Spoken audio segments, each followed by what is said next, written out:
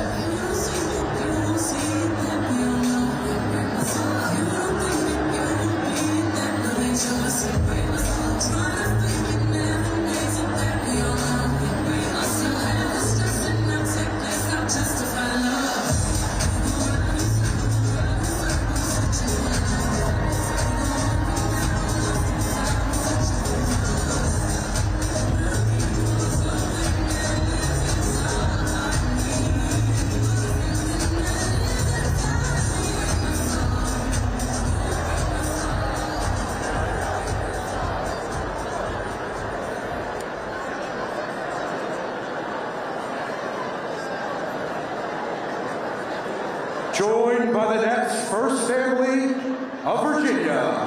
Please welcome the governor-elect of the Commonwealth of Virginia, Abigail Spanberger.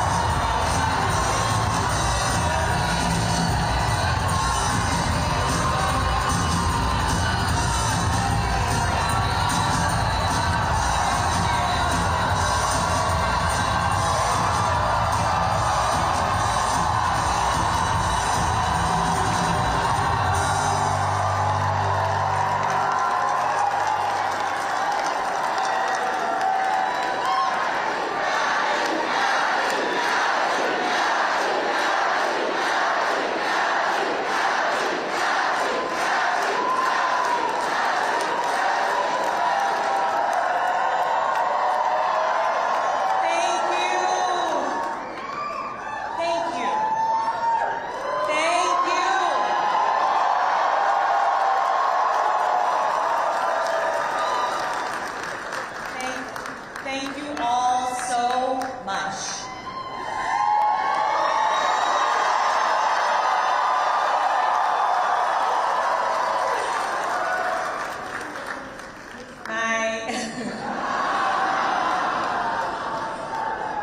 My fellow Virginians,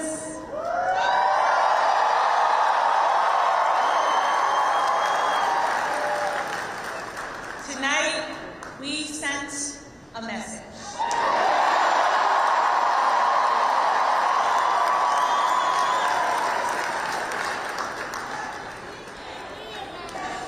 We sent a message to every corner of the Commonwealth. A message to our neighbors and our fellow Americans across the country.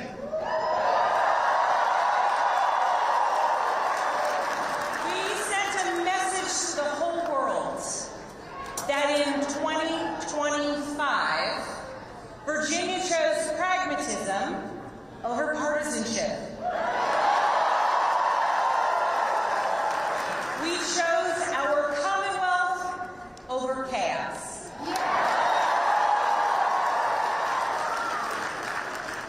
You all chose leadership that will focus relentlessly on what matters most. Lowering costs, keeping our communities safe, and strengthening our economy for every Virginian.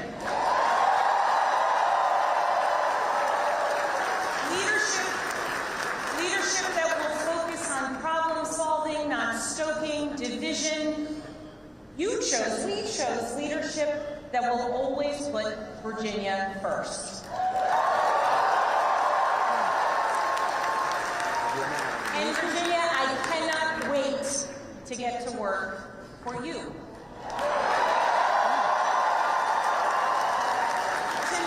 Tonight we turned a page. We turned that page by listening to our neighbors, focusing on practical results, laying out a clear agenda and leading with decency and determination.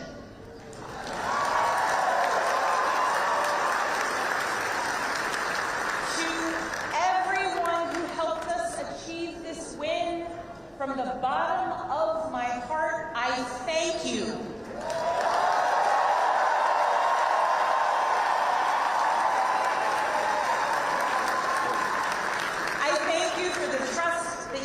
Placed in me, and it is the honor of my lifetime to be elected the 75th governor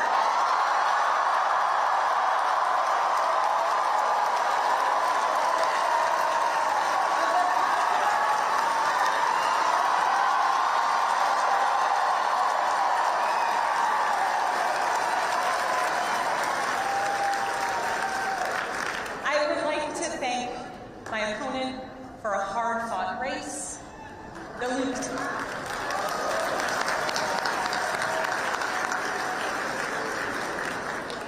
Lieutenant Governor's story, her military service, and her years of service here in Virginia deserve our respect and our gratitude, and I ask that you join me in wishing her and her family well.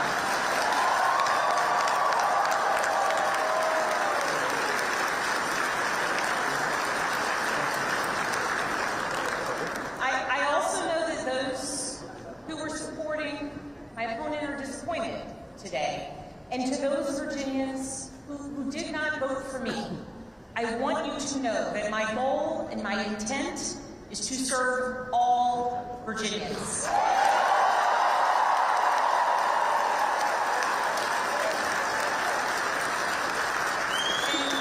And that means that I will listen to you, I will work for you and with you. That is the approach that I've taken throughout my entire career. I have worked with anyone and everyone, regardless of political party, to deliver results for the people that I serve. And that's because I believe in this idea that there is so much more that unites us as Virginians and as Americans than divides us.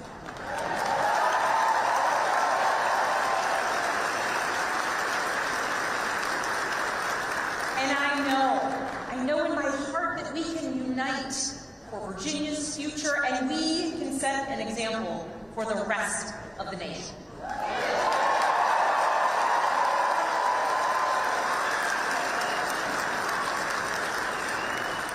Our founders understood this from the very beginning.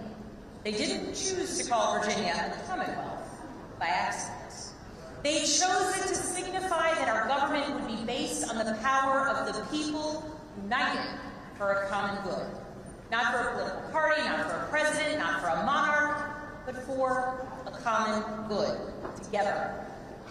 And tonight, Virginia proved that that tradition is alive and well. We are still a commonwealth in every sense of the word.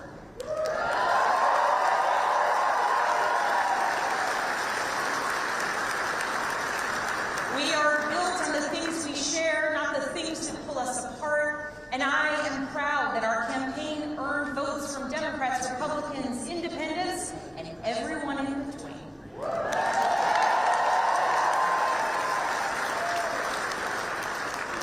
That's the Virginia I know, that's the Virginia I love, and that's the Virginia I will have the honor of serving as our next governor.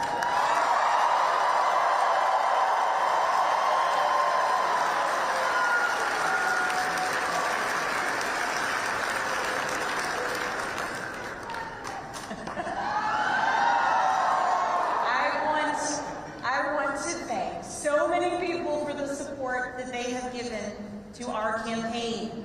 Thank you for your work. Thank you for your support. To our tireless volunteers, to those who believed in me, thank you.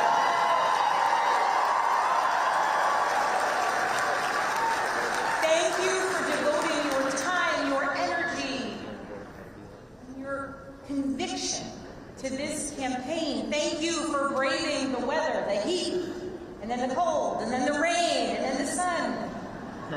It's Virginia, after all. Thank you. Thank you for talking to your neighbors about the importance of this race. Thank you for recognizing that when we went person to person engaging, that we could bring people not just into supporting our campaign, but into engaging in our democracy. Thank you. We won this race because of you.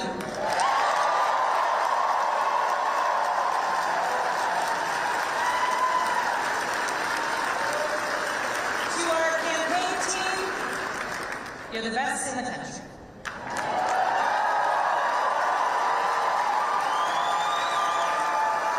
Every single member of our team, every single one of you, you work tirelessly for the change, the progress, the policies, the connection, and the respect that you want to see in our communities.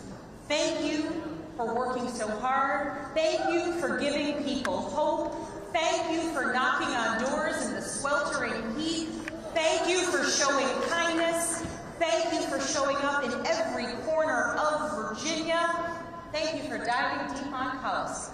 Thank you for capturing moments and the essence of our campaign. Thank you for reaching voters everywhere. And thank you for believing that Virginia could and would send a hopeful and joyful message tonight.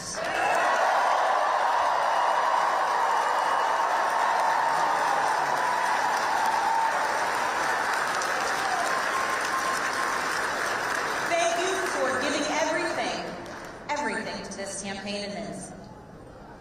And thank you to my family.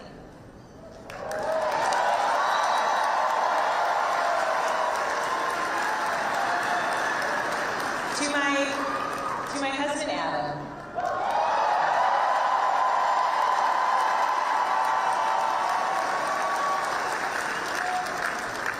My partner in everything. I love you with my whole heart. I am grateful for you, and it is very strange to declare my love for you in front of millions of people.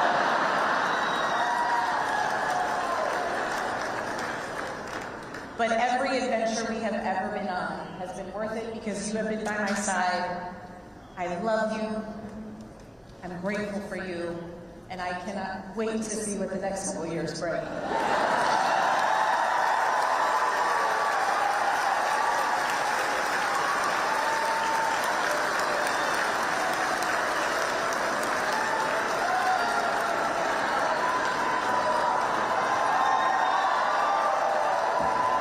To my daughters, Claire, Charlotte, and Catherine, you inspire me and motivate me every single day.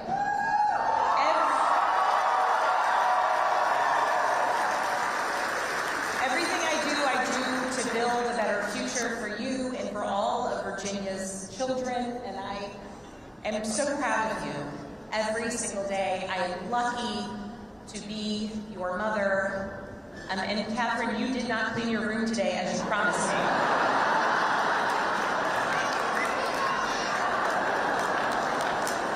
She's working on it. If I was working on it, we wouldn't have won this election, okay?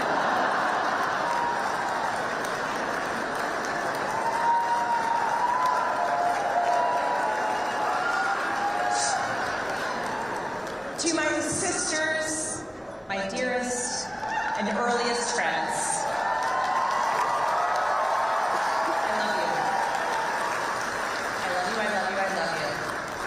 to my friends who have traveled from around the world to be here with me today,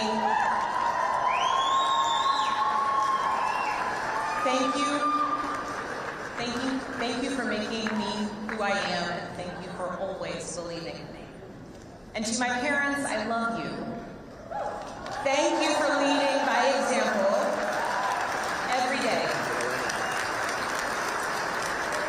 And I know that today is a day that you all could have never imagined.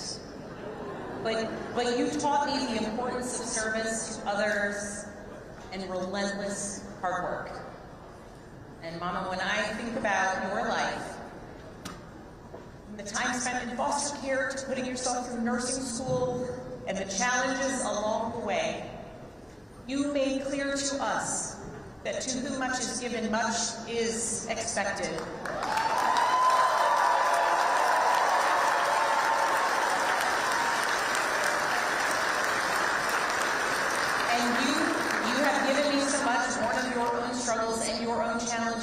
and I know much is expected. Dad, thank you for your example of service and tireless devotion to family and country. Nothing has made me prouder than to follow in your footsteps, so many steps along the way.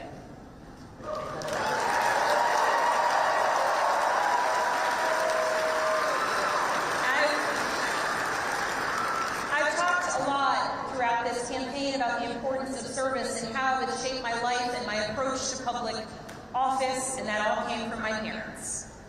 But this commitment to service, it is not unique to my family. It's ingrained in so many of Virginia's families. It is part of Virginia's story. Here in Virginia, this is where American democracy was born and where we are still working to perfect it today, where James Madison built the framework for our Constitution to protect us from tyranny, where Washington and Jefferson fought to establish a government of, by, and for the people. It is also the place where Barbara Johns, a 16-year-old student from Farmville,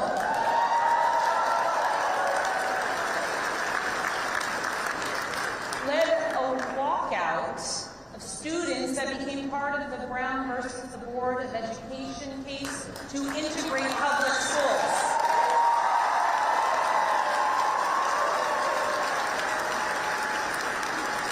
Barbara Johns never gave up, and she showed us that no matter your age, you can be part of the change and the progress that you want to see here in Virginia and across the nation.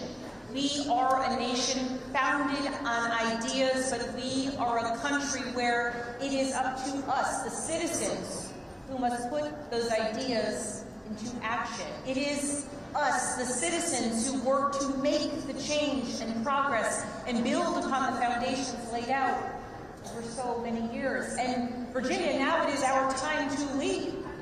Tonight, it's hard not to reflect on the nearly 2-year journey that we've taken together on this campaign. And just a few minutes ago, Adam said to our daughters, "Your mom's going to be the governor of Virginia."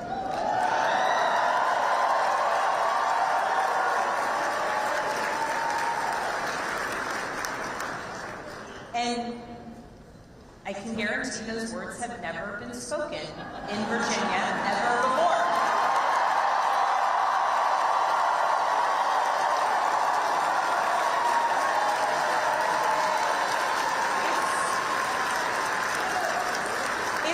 It's a big deal that the girls and the young women I have met along the campaign trail now know with certainty that they can achieve anything. It's a big deal for the women older than I am who forged the path, dreams, hard work, and in a belief that change and progress would be possible so that so many of us could follow in their footsteps in any career, in any role, in any challenge. The history Virginia is making tonight is yours. And I thank those who have come before me, and Mary Sue Terry in particular.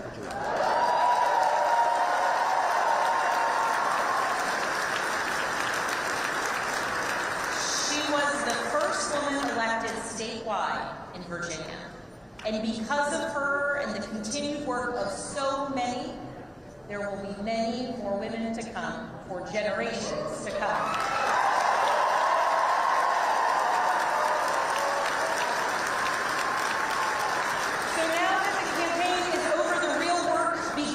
Because this was never about just winning an election, it was about what comes next. It's about the governing. Virginia voters made our choice tonight, and that choice was loud and clear. We are going to work to lower costs of renting, buying, or staying in your home. We are going to cut red tape and build homes families can actually afford.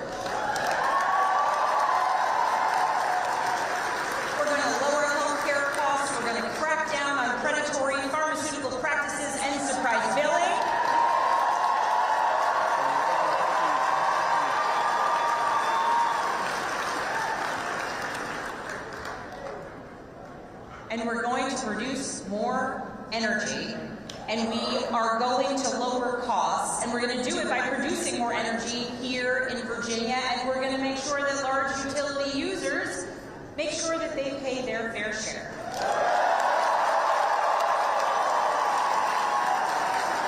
We're going to grow Virginia's economy by investing in apprenticeships and job training of the future. We're going to leverage AI and cutting-edge manufacturing to bring more capital investment into our Commonwealth. We are going to take politics out of our schools. We're going to make sure that teachers are well paid and well respected.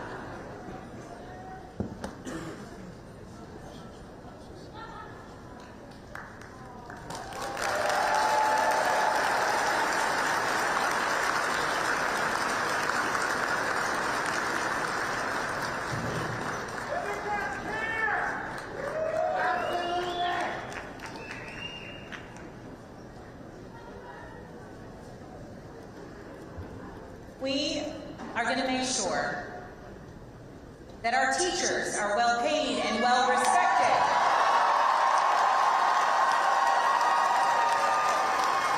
So that our students can focus on actually learning and so that parents know that their children will succeed.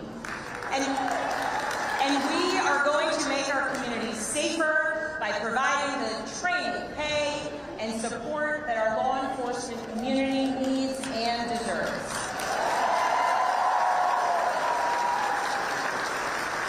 These aren't slogans on a bumper sticker. They are actionable policies that I am ready to implement starting on day one.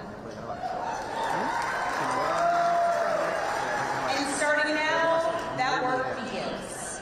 So as we begin this transition to a new administration, I want to be absolutely clear about a couple things. First, Virginia is the only state in the South that hasn't restricted women's reproductive rights since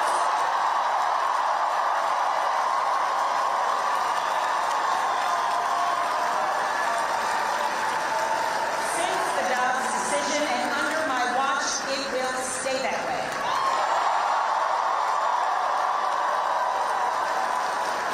In Virginia, healthcare decisions about contraception, fertility treatments, and reproductive care will continue to be made between women and their doctors, not politicians. That's a promise I've made and a promise I intend to keep. Second, I will always stand up for Virginia workers, always. And right now, our federal workforce is under attack. And the chaos coming out of Washington is killing Virginia jobs and creating economic uncertainty for tens of thousands of families. Government employees, government contractors, small business owners who are impacted by the chaos coming out of Washington. Virginia's economy doesn't work when Washington treats our Virginia workers as expendable. To those who have been impacted by the mass layoffs, by furloughs, by the hardships that you are experiencing, please know that I will direct the full power of the governor's office to support you.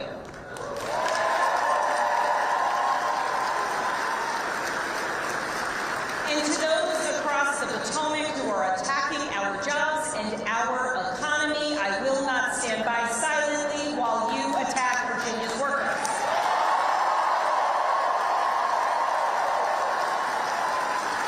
I will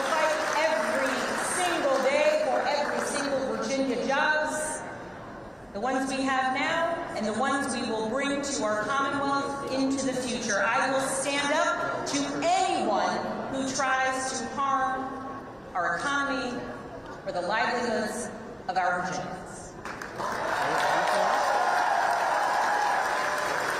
As governor, my job will be to put Virginia first, full stop. And tonight, as the governor-elect, I call on Congress, Republicans and Democrats, and our president to make real progress on bringing this shutdown to an end.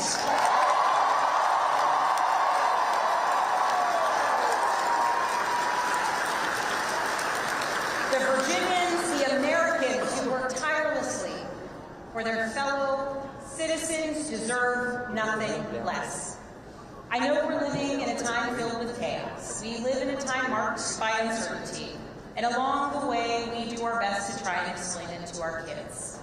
I know the list of challenges that we are facing is long, but I also know that the only way we're going to solve these problems is by tackling them together. Democrats, Republicans, Independents, all of us, because that embodies the message that we sent tonight. That is what being a Commonwealth is all about, standing united for our future. That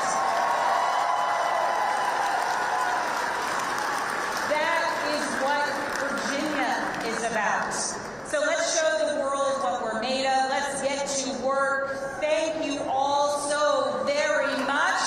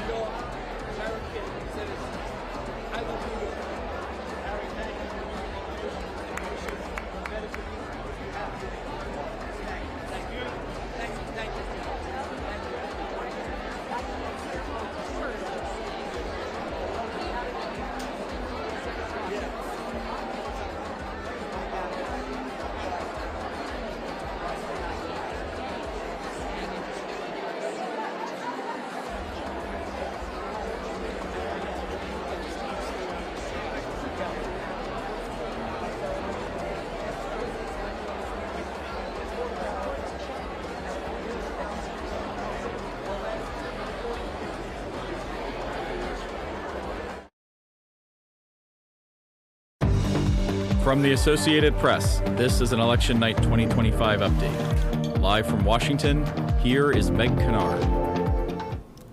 Welcome back. You have been watching and listening to live comments from Democrat Abigail Spanberger as she accepted her win in the Virginia governor's race tonight on election night. You're still seeing those images on the left-hand side of your screen. On the right-hand side of your screen, we have live images continuing to come into us from New York City, where we are still tracking that mayoral race.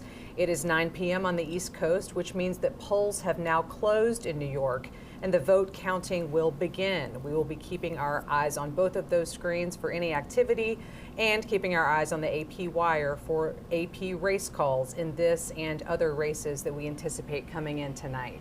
But for now, I'm going to take a moment, and I'm joined by Sagar. We're going to discuss a little bit from what we heard from Abigail Spanberger as she accepted her win tonight. Just give us a sense of what you heard in that speech and what she seems to be bringing forward as her campaign moves from campaign now into transitional phase. Yeah, in the beginning, it was very much a bipartisan speech. And in her words, Virginia tonight chose pragmatism over partisanship, and they chose commonwealth over chaos. This was a campaign that focused on economic issues. Virginia's been badly hurt by a lot of Trump policies and the government shutdown, with hundreds of thousands of federal workers there.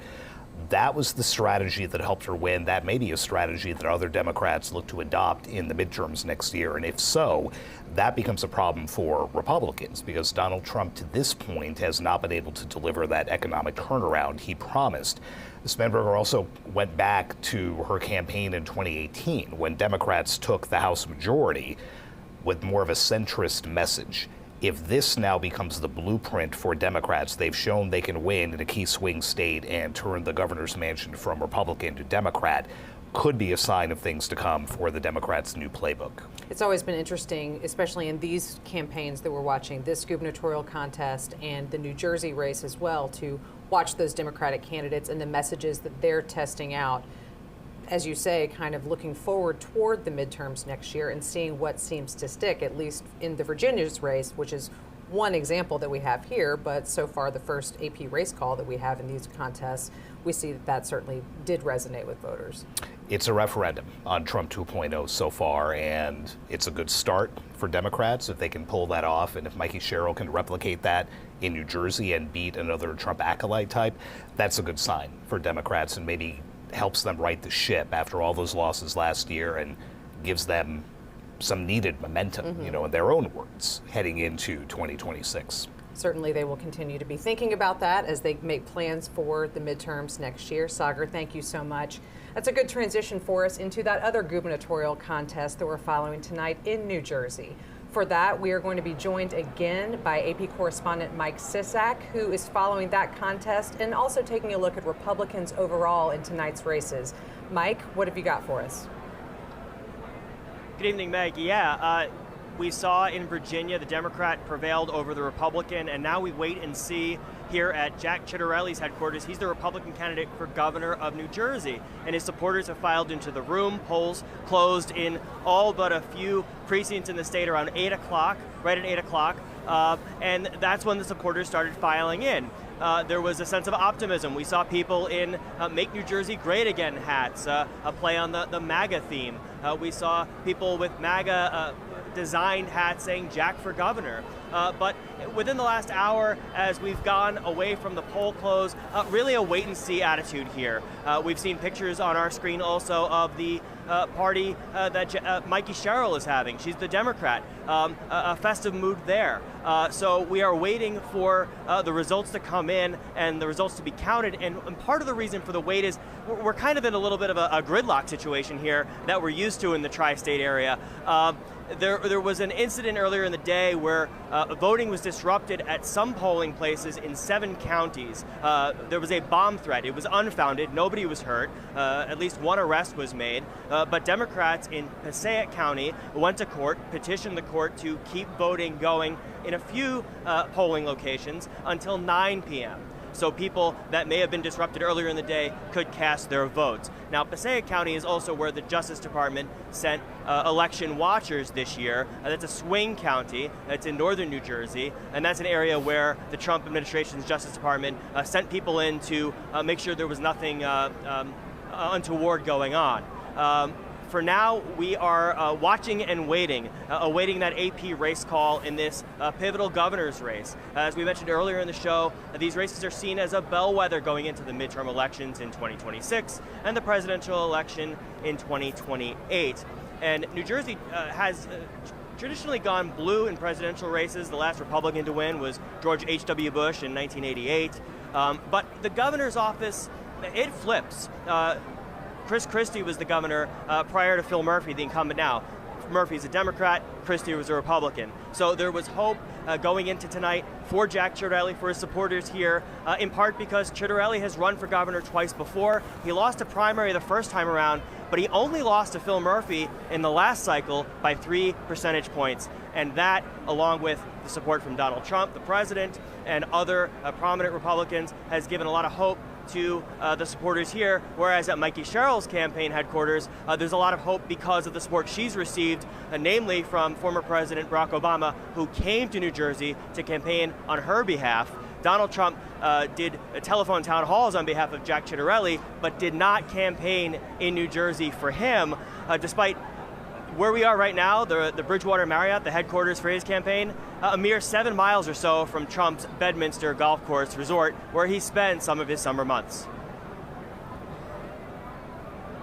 Thank you, Mike, for bringing us all that information from there on the ground in New Jersey. We will be checking back in on that race as we go through this evening. Mike reminds us that polls have been closed for a while there in New Jersey. So we will continue to keep an eye on the AP Wire and on our live updates on apnews.com for incoming information about this race. As you can see now on your screen, we also have live images coming in from Democrat Mikey Cheryl's campaign there in New Jersey for the gubernatorial contest. On the right-hand side of your screen, we continue to have more pictures coming into us live from New York City, where we're following results in that mayoral contest. So, Sagar, as Mike was just reminding us about the campaigning in the closing days of the New Jersey gubernatorial race as it's happened, we saw former President Barack Obama campaigning for the Democratic candidate there, as well as in Virginia, like we talked about before. President Donald Trump mentioning Jack Ciattarelli and doing these teletown hall type events for him, but not spending any time on the ground. In these first round of contests after Trump's return to the White House, kind of the midway point between now and the midterms, can we read anything into the president's decision, or maybe lack of a decision, to really be involved so much in these campaigns? There's been some talk around the White House that he did not want to essentially tie himself to any candidates. There have been other ultra-conservatives, arch-conservatives, who have begged for his support, whom he has backed, and they have in turn lost. And you know how much this president dislikes that. Compared to Winsome Earl-Sears in Virginia, when he didn't even say her name or endorse her, he has been, pretty powerful in stating that Jack Ciattarelli needs to win this race by name. He just did it a few hours ago in a Truth Social post. The only thing to do here is to elect Jack.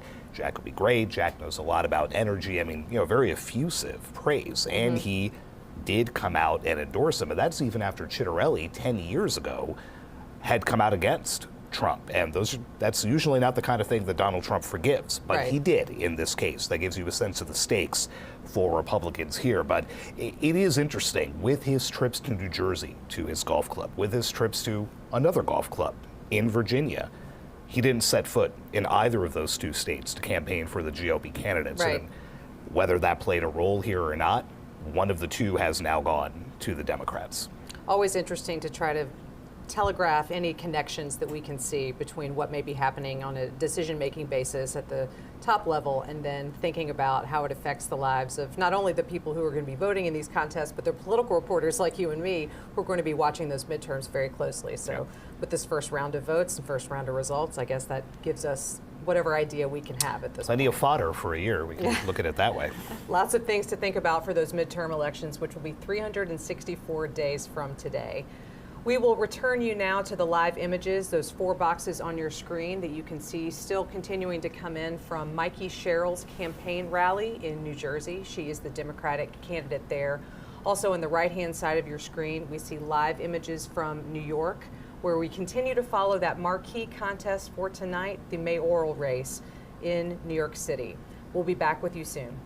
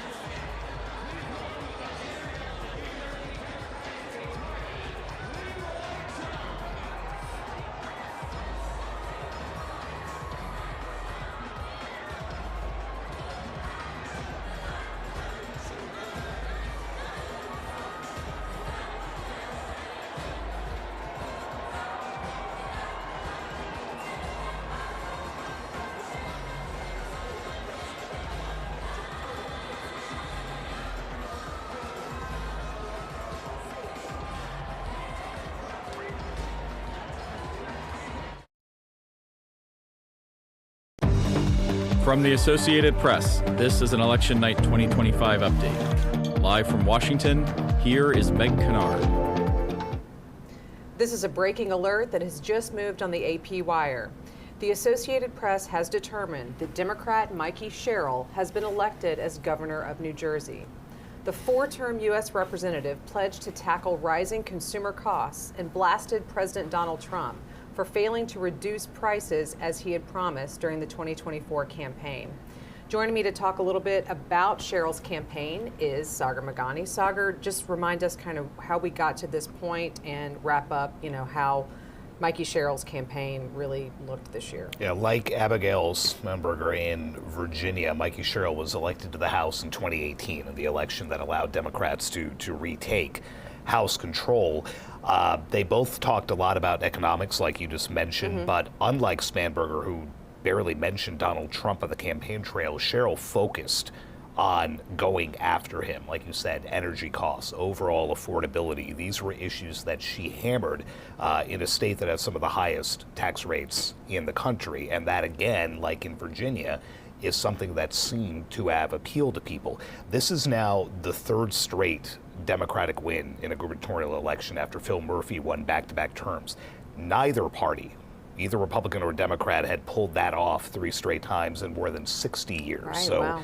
Another little bit of history there. Cheryl becomes the second female governor after Christy Todd Whitman leaned very heavily into her background. She was an active duty Navy helicopter pilot. She was a federal prosecutor before she ran and served 4 terms.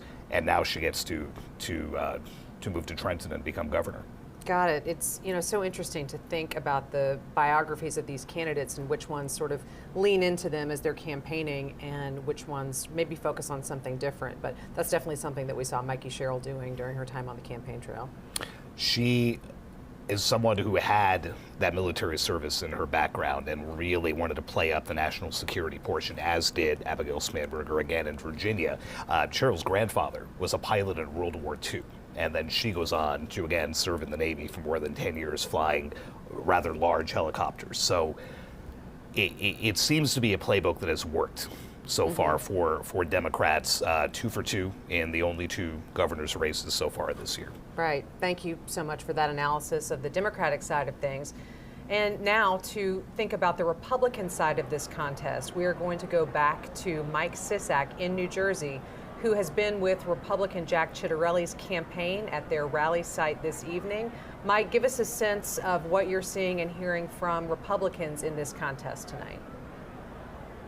Yeah, you're seeing on your screens Mikey Cheryl's headquarters, the Democrat that the AP has declared the winner in this race. Lots of jubilation there. Not so much at Jack Ciattarelli's headquarters. He's the Republican who now has lost his 3rd bid to be governor of New Jersey.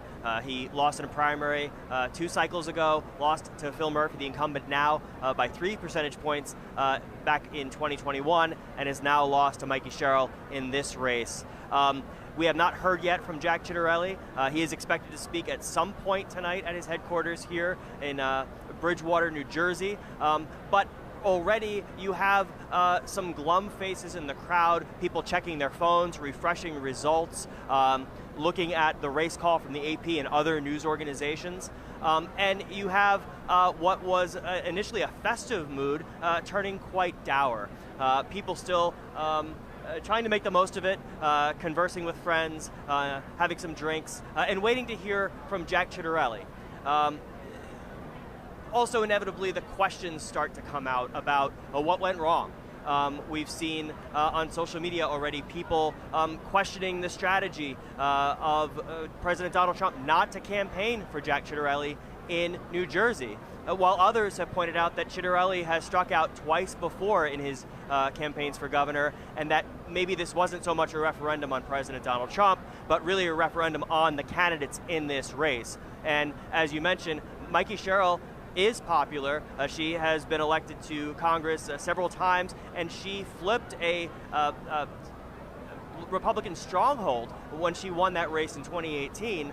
And as you mentioned as well, playing up her military background, and in this race, unlike in Virginia, really making Donald Trump a character in it, going on the attack, mentioning how he, in her words, drove up the cost of living, and also has made decisions that affect New Jersey residents and New Jersey commuters. In the last few weeks, she made a focal point of her campaign the president's decision to freeze funding for the tunnel repairs and renovations going on, the commuter tunnels that link New Jersey and Manhattan. That has been a project that has been going on for many, many years.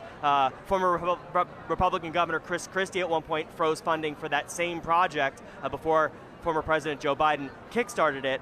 And now it is yet another political football or political chip that Mikey Cheryl seized on in these final weeks of the campaign.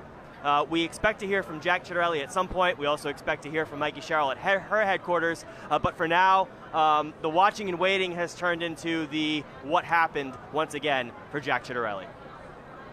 Mike, thank you so much for that reporting on the ground there from Jack Ciattarelli's campaign headquarters tonight.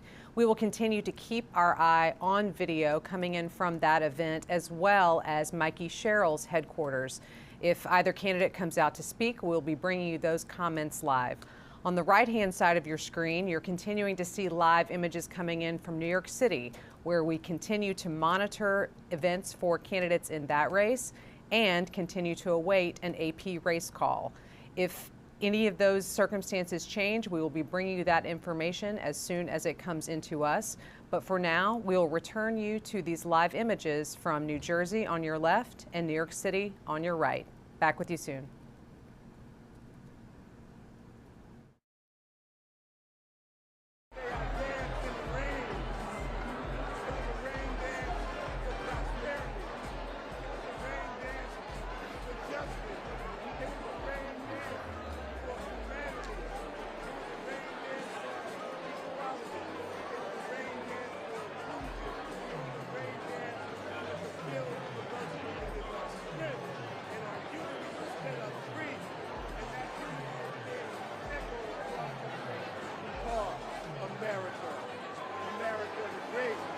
America, the home of the brave and the free.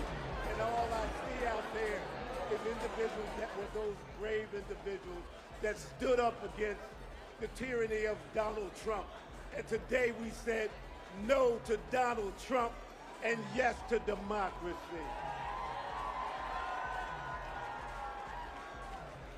Now, I'm not using a teleprompter. This is all from the heart. Because I believe in all of you. And if you believe in us and you believe in our party, let not be tonight be the only night that we celebrate. Let tonight be the foundation of what we're about to build tomorrow. And we're going to stay on that course. We're going to build this party. We're going to be inclusive. We're going to listen to the voices that people have out there. We're going to listen to opinions. We are not going to dictate to you what we think you know. We're going to ask you what you need from us. That is how this Democratic Party is going to work. That is what got Mikey elected tonight. That's what will set us free on a course to taking back what belongs to the people of this great nation. That is our House of Representatives and the United States government. But we're going to start right here in New Jersey. So this young man from East Orange, New Jersey, that probably shouldn't be on this stage based on what I look like, based on what my zip code is, based on where I'm from. Guess what? We are here. And that speaks volumes across this great state. So I am about to just say something simple to all of you. I love you all.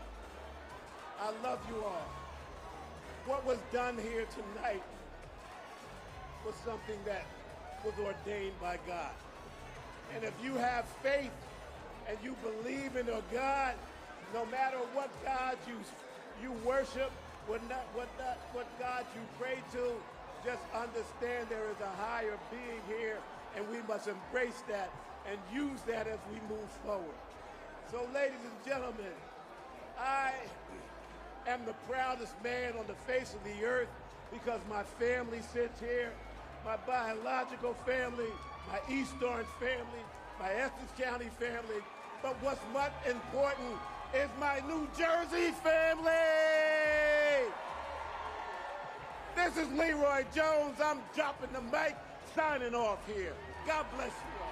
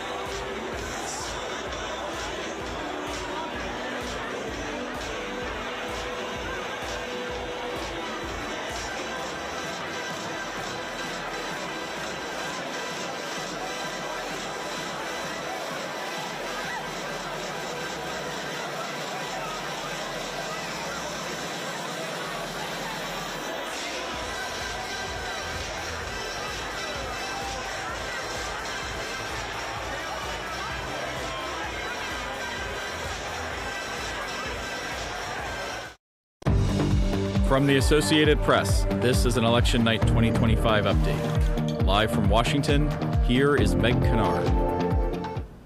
This is a breaking alert that has just moved on the AP wire. The Associated Press has determined that Democrat Zoran Mamdani has been elected as mayor of New York City.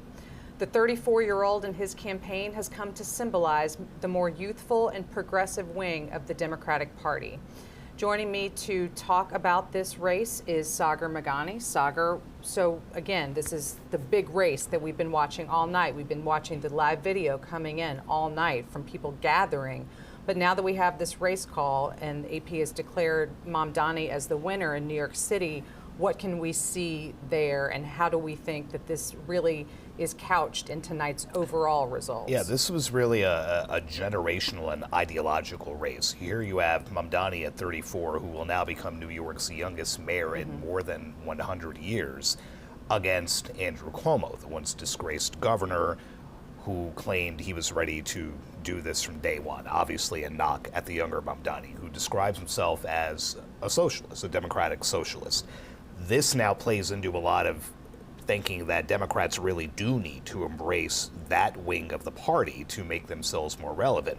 But then when you look at the two governor's races that have been decided in Virginia and in New Jersey, both of the winners there ran as more centrist Democrats. So it's a really interesting dichotomy now for the party, where you've scored these three big wins going in two totally opposite directions. But Mamdani's campaign, you know, a young guy, very digitally savvy. It was entirely focused on how expensive it is to live there. And he put out some ideas about how to make things cheaper.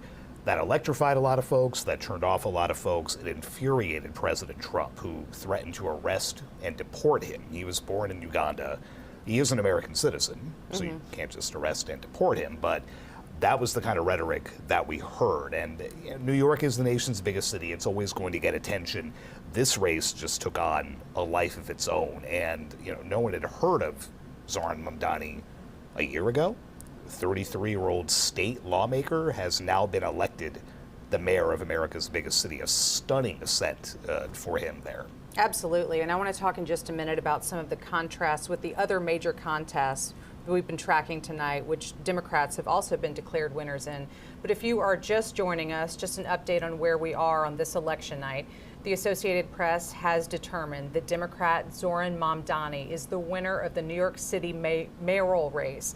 Again, that is the major contest that we are watching tonight. As Sagar just noted, it is America's biggest city and is really one that has drawn attention, not just from journalists and politically interested people here in the United States, but also globally, given the position that New York City has, economically speaking, culturally speaking, as well as politics, the former home of current President Donald Trump, who often weighs in on circumstances that are happening there in New York City, although he now is currently in the White House and technically a resident of Florida. Also, just a reminder of what you're seeing on your screen. On the left-hand side, we have a live image from Democrat Mikey Cheryl's campaign headquarters for tonight. The Associated Press has declared her the victor in the New Jersey governor's race. On the right-hand side of your screen, live images continuing to come in from New York City. The upper right-hand side is Zoran Mamdani's campaign headquarters, and below that, the campaign rally site for Andrew Cuomo. If any of these candidates come out to make live remarks, we will break into anything that we are saying, and we will be bringing you those comments live as they happen. So, Sagar, just to talk a little bit more about the New York City mayor's race, which again, the AP has declared the winner of that contest to be Democrat Zoran Mamdani. When we talk about Mamdani's campaign being, he describes himself as a democratic socialist, and a lot of the policies and ideas that he's proposed for New York City have tended toward that side of the political spectrum.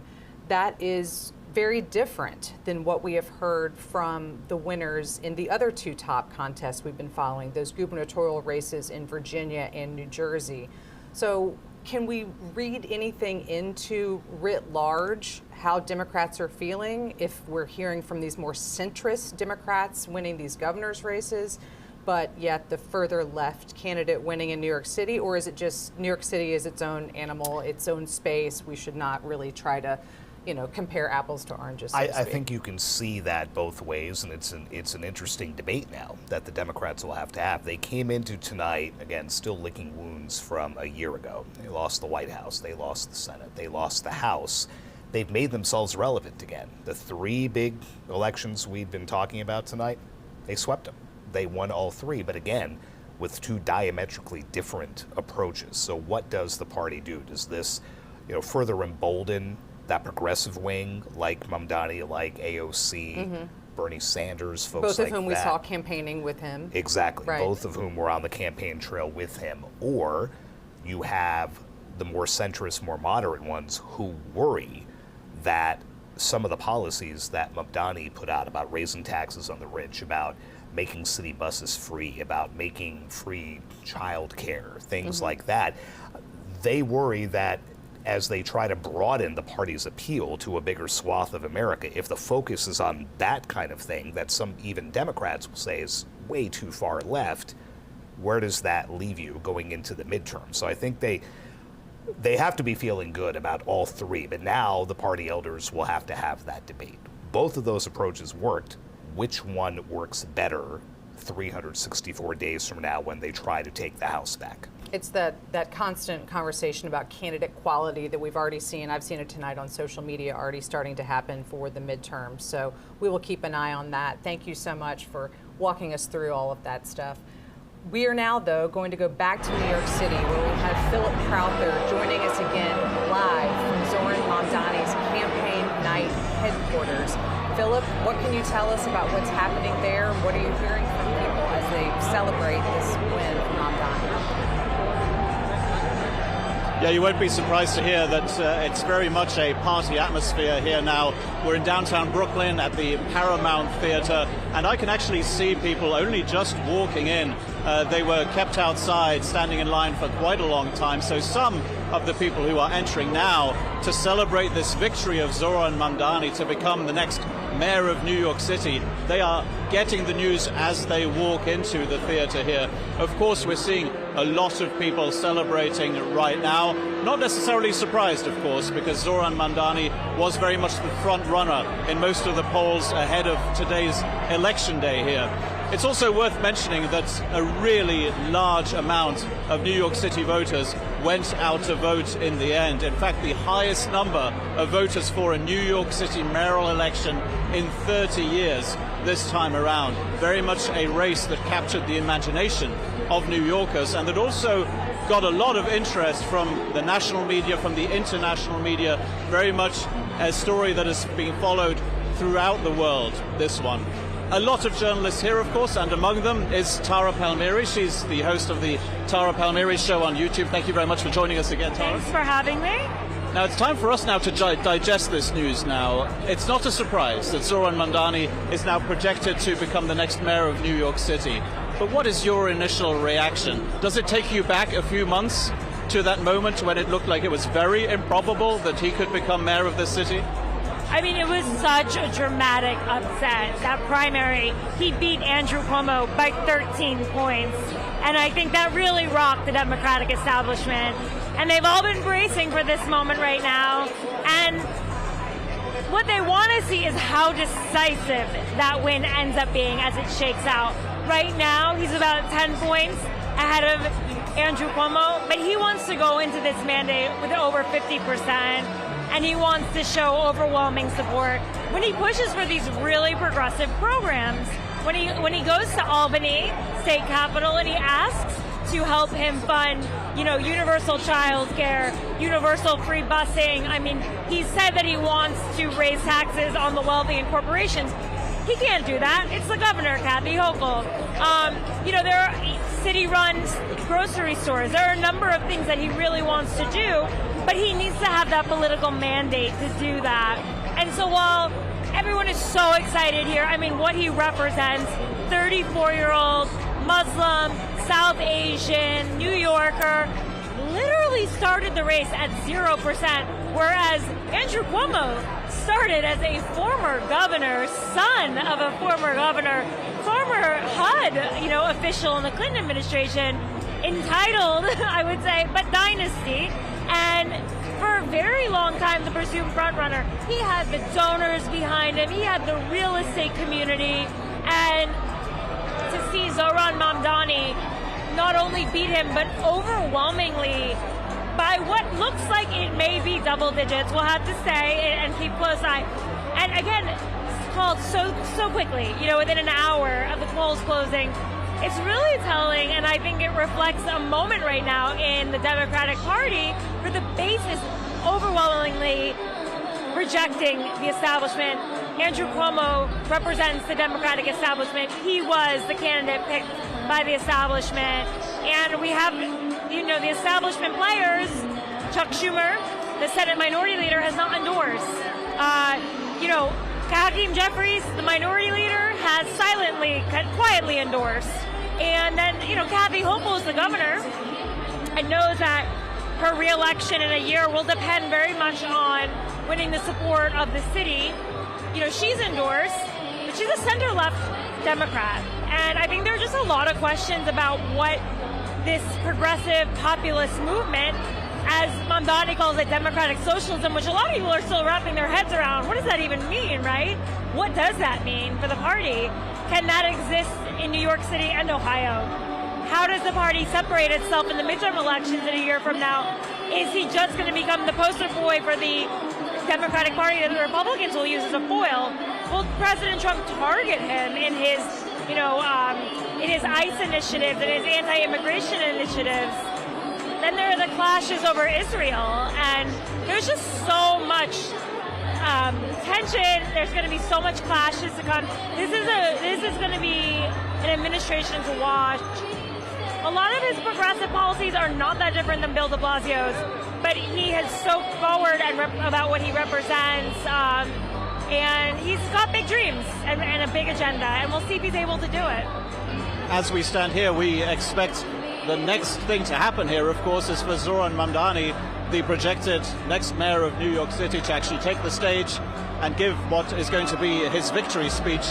Now, for his supporters, who are, some of them still coming into this theater here, and who are celebrating now, what is maybe the first thing that they want their new mayor, who will be inaugurated in January, what is the first thing that they want to see him do out of all those promises he's made, out of all the things that maybe you might consider unrealistic, and that certainly a Republican president might consider unrealistic?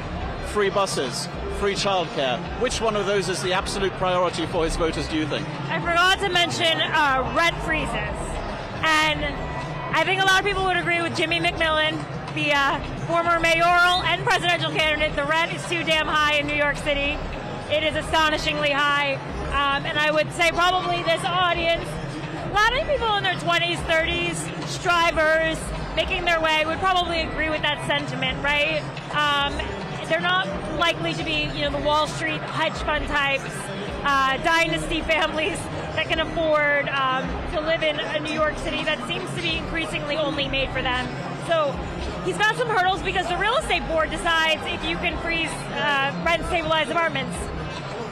Eric Adams could stack the board in the favor of keeping it exactly the way it is right now, but in a few years he'll be able to choose his own board. So we might have to wait for that for a few, years. I think he's very close to already universal childcare because Bill de Blasio started with pre-K, universal pre-K, 3K in a lot of places. I don't think he's very far away. By the way, I see AOC up there. She is in the balcony, there we go, yeah. In the VIP section. AOC being Representative Alexandria Ocasio-Cortez of New York. She's right up there. One. So I saw Cynthia Nixon earlier. She's another populist, progressive star in the party right behind us over there, Hassan Piker. But yeah, I think there's the universal busing. I mean, it costs about $800 million a year. But in a $20 billion per year budget, it's not like that much money, Some have pointed out that they've been able to give subsidies to Elon Musk bigger than that. So maybe there's some private-public partnerships. I think he's certainly going to need to build some inroads with the police community. I mean, there's no doubt that his rhetoric on defund the police is going to be an issue. They have literal veto power over a mayor.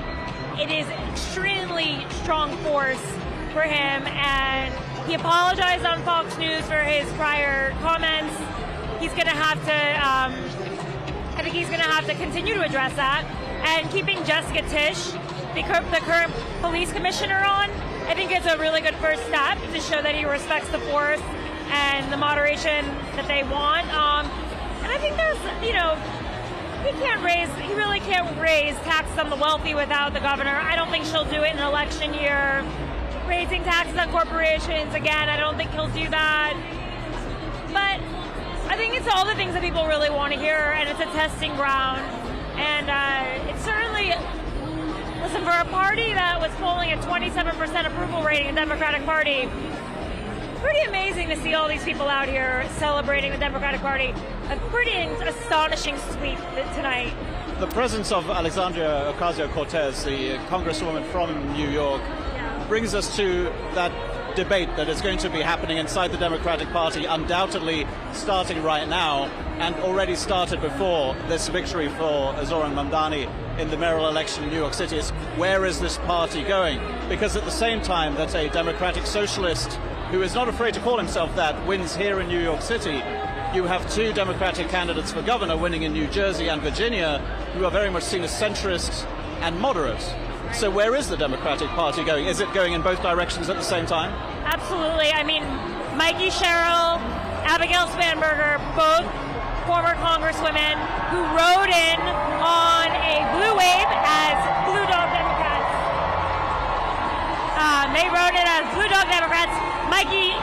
Abigail Spanberger says she doesn't even want the word socialism associated with the party. She won in Virginia. Mikey Cheryl had a tough race against a Republican candidate. They're going to have to try to prove that they are a Big Tent party. They need to activate the base, but this is a base of voters that, frankly, I think his populist messaging around affordability was very similar to President Trump's. President Trump said, I'm going to lower the cost of goods. So did Mamdani. The populist message seems to be ringing true on both sides. And that's why when I hear Republicans giddy, excited about Zoran Mamdani being their new foil, their new boogeyman, I think to myself, if you listen to his messaging, there's overlap with Trump. In the same way that there was always an overlap between the Bernie voter and the Trump voter, populism can have different labels. Socialism, MAGA, but the people know what they want, and they want affordability right now in a time of high inflation and costs through the roof. Well, we'll have plenty more to digest when it comes to the results of this mayoral election here in New York City, but also the results from the governor's races in Virginia and in New Jersey. Tara Palmieri from the Tara Palmieri Show on YouTube, thank you very much for joining us, and we'll be talking again a little bit later. What we're expecting now, of course, is the next logical step. That is the presence of Zoran Mamdani, still the 34-year-old member of the New York City Assembly who has just been elected mayor of New York City. He is, of course, now expected to take the stage that you can see behind me. His supporters now here present in their, well, at least hundreds, possibly a few thousand. We expect them to listen to his victory speech pretty soon indeed, and we'll, of course, bring that to you live. Thank you, Philip, for those updates from the ground there at Zoran Mamdani's election night rally. We will certainly be keeping our eye on the video. And for those of you following along with us, as soon as Mamdani takes the stage to make his remarks, we will be bringing those to you live. So make sure to keep an eye on the 4 boxes that you see on your screen. Mamdani. And then also, we were awaiting comments from Mikey Cheryl, recently declared the winner of the New Jersey governor's race. So we will also bring you those comments if we see them, but also Mamdani, awaiting him, expecting him to speak to supporters relatively soon. On your screen, we'll be leaving you with images coming into us from Denver, where votes in that state of Colorado are being counted this evening. We will bring you any news and updated AP race calls as we get them. But for now, we will return you to these live images. Thank you. See you soon.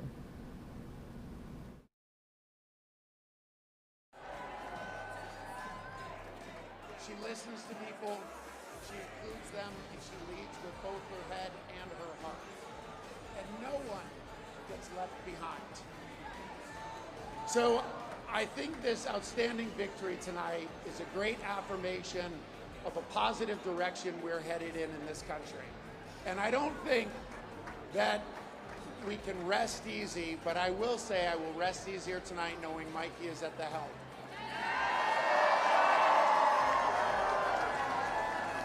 All right, New Jersey, so let's get excited, let's get inspired, and let's get loud.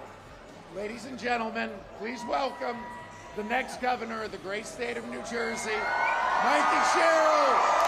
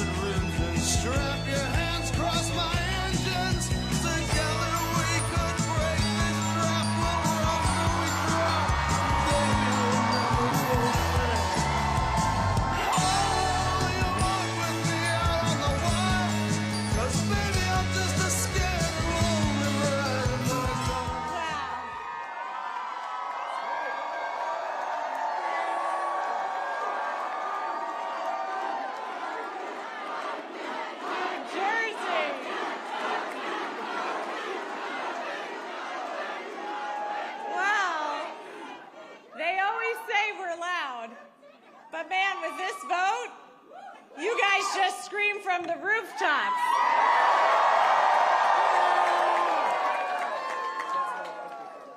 And people around the country have heard you. I hear you too. This was a tough fight, and this is a tough state. But I know you, New Jersey, and I love you. I've fought for you. I've spoken with thousands of you over this last year. I know your struggles. I know your hopes. I know your dreams.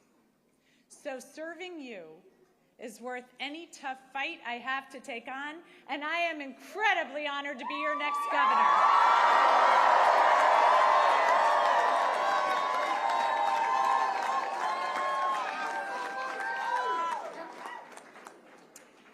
When I was 18, I raised my hand and I swore to defend the Constitution. And that moment defines me. It taught me that leadership means carrying the weight of other people's hopes, standing firm when it's easier to bend, and always putting the common good above personal gain. And I know how hard it can be to serve in these times. And I just got a call from Jack Ciattarelli, and I want to recognize him for stepping up.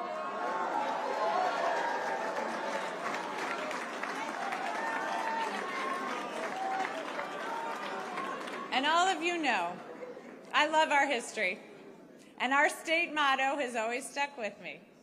In 1777, New Jersey was one of the first states to choose a motto. Anybody? Liberty and prosperity. I'm going to get some more civics education going. We'll get that known by all. But it was a demand for freedom from oppression and a commitment to creating better opportunity and a better future. That idea has defined us for almost 250 years. We fought for liberty at the crossroads of the American Revolution, turning the tide for our young nation at the battles of Trenton and Princeton. We offered prosperity as we built the nation during the Industrial Revolution. We've been the cradle of scientific discovery, inventing everything from the light bulb to the laser. Liberty and prosperity. I've seen the genius in that motto over the last year because both are essential in our democracy. And as the president is backing away from this ideal, cutting SNAP, ripping away health care, terminating Gateway, we here in New Jersey are bound to fight for a different future for our children.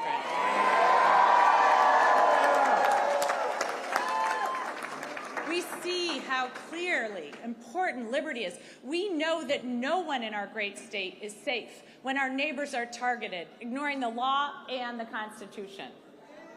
But prosperity is equally essential. Liberty alone is not enough if the government makes it impossible for you to feed your family, to get a good education, or to get a good job.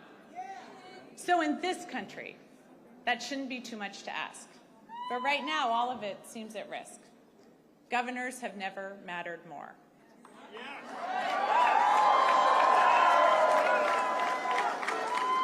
And in this state, I am determined to build prosperity for all of our citizens. And I've heard from thousands of you about what liberty and prosperity mean to you, what it's going to take for your family to thrive. So I hear you, Newark. I'm going to work with communities from the ground up so all of our neighbors thrive.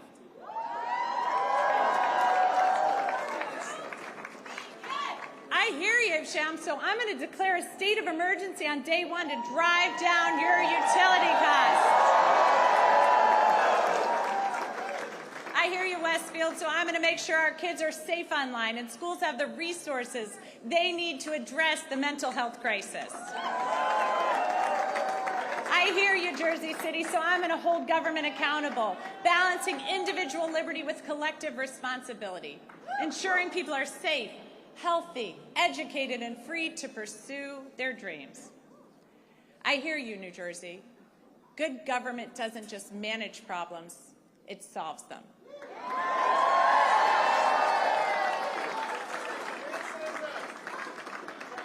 So I'm going to continue to listen and work with you to move our state forward, because I have learned so much as I've traveled our state. Our innovations, our businesses, our inventors and entrepreneurs have amazed me, but it's the people that have left the biggest mark. especially those who are fighting for prosperity for their entire communities. I was moved during my block walk in Trenton with Shanique as she spoke so passionately about the promise of her city and her neighbors despite the challenges.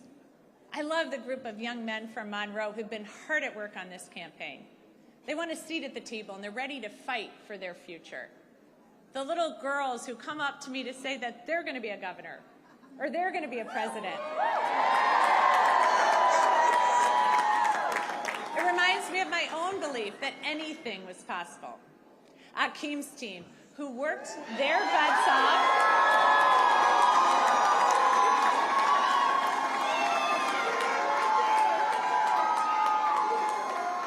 knocked over 60,000 doors.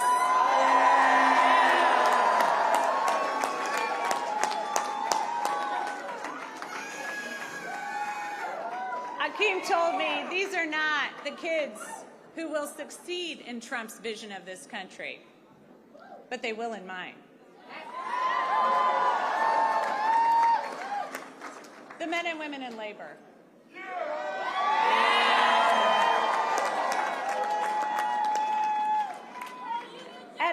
Union jobs at a time when our economy is set up to make it harder and harder for working people. You know what? They don't just fight for their brothers and sisters in labor. They fight for all of us. For working families everywhere, so everyone has a shot.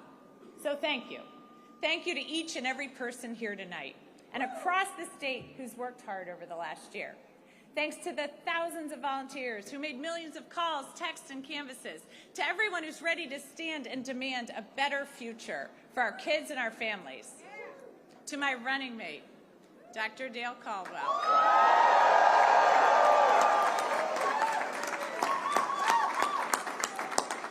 You've already served our state so well, and I'm proud to have you by my side as we embark upon this new chapter for New Jersey. To my team, who put together a campaign the likes of this state has never seen, and helped in our efforts to create a great future for New Jersey. And thanks to my family,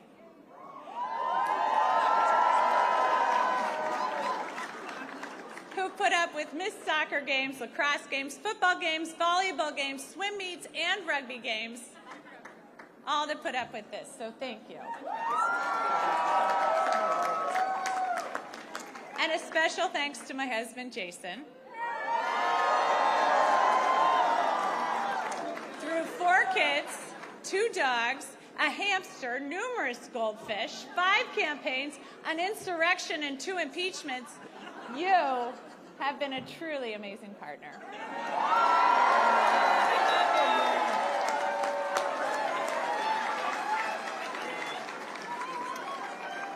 So thank you to everyone who's joined me in fighting for a better future. I know these are tough times. I know not everyone voted for me, but I'm working for everyone.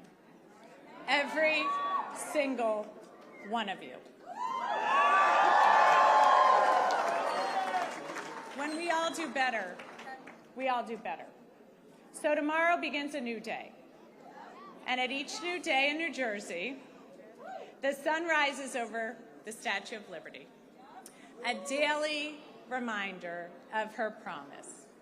Give me your tired, your poor, your huddled masses yearning to breathe free.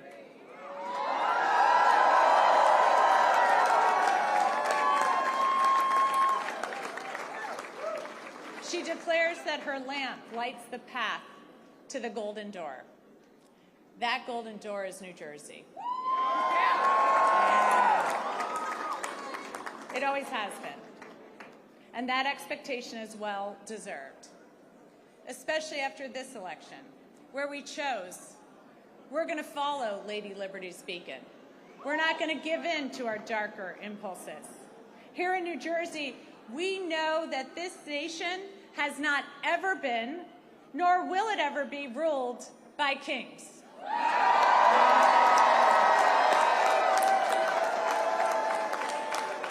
We take oaths to a constitution, not a king. We've chosen liberty, the very foundation of democracy, and we've chosen prosperity necessary to create opportunity for all. So New Jersey, to quote the boss, the future is now. Roll up your sleeves, let your passion flow. The country we carry in our hearts is waiting. Thank you, New Jersey.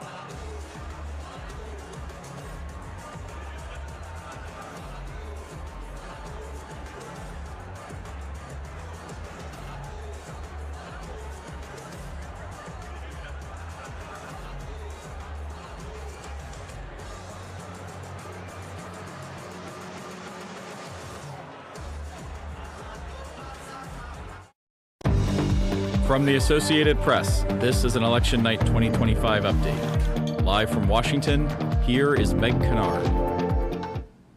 Welcome back. Just to give you a recap of where we are at this hour, the Associated Press has declared Democrat Zoran Mamdani the winner of the New York City mayor's race. You've been seeing on your screen images coming into us from his election night headquarters there in New York. And we are now going to go there with AP correspondent Philip Crowther to give us a sense of what it's like on the ground as we wait for Mamdani to make remarks. Philip? Yeah, and you can, of course, see the contrast right now in the boxes you have on your screen. One event, that's the one where I'm at. This is Zoran Mamdani's election night party, is lively. There's obviously a celebratory atmosphere. There are occasional shouts of joy here. Maybe when a leading Democratic politician walks around, Alexandria Ocasio-Cortez, the congresswoman from New York, she is here, for example. David Hogg, vice president of the Democratic National Committee, is here as well. These are people who right now are giving interviews to the media, a huge number of media representatives here as well. So a very lively scene here in downtown Brooklyn. Very different in Manhattan. You can see those images right now as well. From Mr. Cuomo's headquarters, his election night party. Not that much of a party, of course, right now. Expectedly, the former governor of New York State, who ran in the Democratic primary against Zoran Mamdani and lost, and then ran again tonight in the mayoral election as an independent, Andrew Cuomo goes out of this race for mayor of New York as one of the losers, of course, along with Curtis Sliwa. He was the Republican candidate for mayor of New York City. He has already given his speech once it became clear that he was not going to win this election. That, of course, would have been an incredibly big surprise. What we are now waiting for here in downtown Brooklyn is, of course, the victory speech by Zoran Mamdani, the 34-year-old member of the New York State Assembly, who once upon a time, not that long ago, was definitely not the favorite to win this race and was very much an outsider. He has sprung a huge surprise. When you go back just a few months, the Democratic Party primary was in June, and just before that, well, pretty much no one gave him a chance of even becoming the candidate for the Democratic Party. Well, we now expect to see him on stage relatively soon to give his victory speech. As I mentioned, some stars of the left wing, if you will, of the Democratic Party are here. A big reaction certainly here for the likes of Alexandria Ocasio-Cortez. Remember that she campaigned with Zoran Mamdani along with Senator of Vermont Bernie Sanders. These two of the big supporters of Zoran Mamdani, both of course also describe themselves, as does Mamdani, they describe themselves as democratic socialists. We again are hearing some shouts of celebration here in the room. Maybe that is an indication that we're getting a little bit closer to the speech by Zoran Mamdani. I can tell you at this point that we have not been given any indication by the campaign exactly when he will be taking the stage. What we did have, though, was a very early race call by the Associated Press, around 45 minutes after polls closed here in New York City at 9 p.m. Eastern Time. That is when it became official that Zoran Mamdani was going to become the next mayor of New York City. He will be inaugurated in January. And the call came so early, in fact, that quite a few of his supporters who had been lining up outside to get into this venue hadn't entered yet. They entered to the news that their favorite candidate was going to become the next mayor of New York City. Generally, though, there is very much a celebratory atmosphere, not just here at the headquarters for Zoran Mamdani, but also in Democratic Party circles right now, with those two victories in the race for the governorship in Virginia and in New Jersey, and obviously here, the victory for Zoran Mamdani. Those are three very high-profile Democratic wins tonight here. Of course, for Zoran Mamdani, it's not a surprise that a Democrat wins in New York City. But for someone who describes himself as a democratic socialist, it is certainly a surprise, and something also that, of course, brought the ire of President Donald Trump. The White House has already commented on this victory by Zoran Mamdani with a meme that says that Donald Trump is your president. So the reactions coming in thick and fast. The most important one, of course, is going to be that of the candidate himself. Again, we expect Zoran Mamdani to be on stage here in downtown Brooklyn very soon indeed, and we will, of course, bring that speech to you live as well. Thank you, Philip. We really appreciate those updates from Mamdani's headquarters. And I wanted to ask you, what are you hearing about Andrew Cuomo and his performance tonight? Is there any indication of how supporters of his might be feeling? You mentioned his performance tonight as an independent candidate after losing the Democratic primary, but what do we expect to see or hear from him tonight? Well, what you'd expect to hear, logically, would be a concession speech from the former governor of New York. That has not happened yet. You can see in the images, obviously, that Andrew Cuomo's election night party is not exactly a very festive affair, because at the end of the day, he will have lost twice to Zoran Mamdani. First of all in June in the Democratic Party primary, and then tonight again in the race for mayor of New York City. We don't yet know what exactly the difference will be, the percentage difference between the two candidates, but it looks like this is going to be a pretty handsome victory indeed for Zoran Mamdani. And I think that most likely is going to be chalked up as, well, an embarrassment for the former governor of New York, who of course has a lot of political clout, who has a long history in New York state politics, the type of history that Zoran Mamdani obviously does not have. We should also mention at this point that there was, of course, a candidate for the Republican Party, Curtis Sliwa, who has run for mayor of New York before and lost again here tonight. Not a surprise. Republicans don't tend to win when it comes to the mayor of New York City, but he again, it looks like, is not going to reach 10% of the votes. So for Andrew Cuomo, obviously a disappointing night, and I think it's time probably for analysts to look at whether this might mark the end of the political career of the former governor of New York. It is very possible. This was always seen as a generational battle between Zoran Mamdani, 34 years old, a new generation within the Democratic Party, and maybe the older guard represented here by the likes of Andrew Cuomo. We expect both of them to speak. We haven't heard from either yet. Zoran Mamdani and Andrew Cuomo, both of them will be giving their speeches, most likely within the next hour. Thanks again, Philip. We will continue to keep images up from both campaign evening events. On your screen, you see Mamdani's campaign rally, and below that, Cuomo, where we do see the candidate taking the stage. We can bring you those comments. We also have live images with which we'll be leaving you, coming in from Minneapolis, which is electing a mayor tonight, as well as Detroit, where vote counting is occurring. But for now, let's listen in to former Governor Andrew Cuomo, who has lost the New York City mayoral race.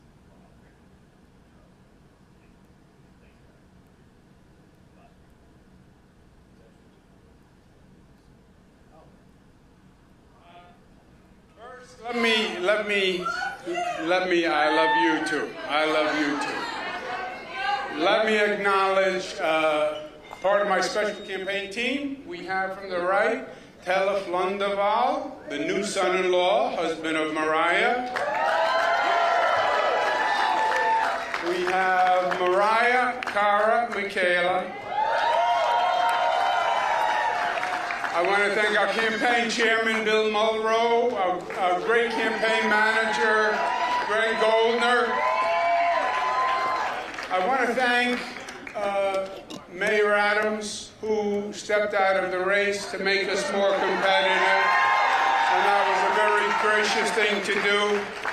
I want to thank Mayor Bloomberg, who gave us his support, Governor David Patterson, all the unions, and I am blessed. I am blessed to have the people in this room. You have been a phenomenal team. Great friends. You are superstars. Even more, you are New York patriots. And I am proud of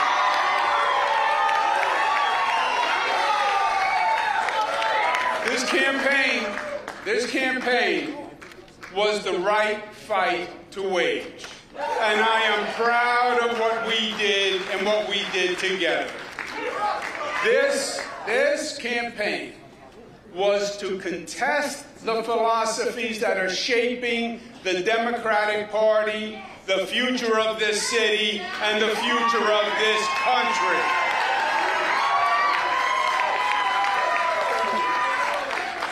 And this coalition transcended normal partisan politics. It brought together Democrats and Republicans and independents, joined by the simple fact that their first allegiance is as citizens of New York City.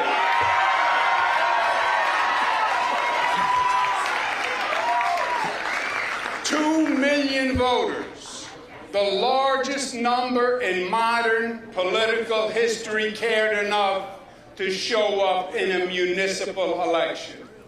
And 42% voted for us on an independent line.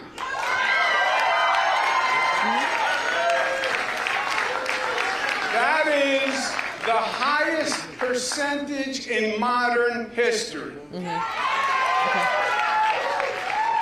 Ironically, it is just higher than when Mario Cuomo got 40% on an independent line against Ed Koch in 1977.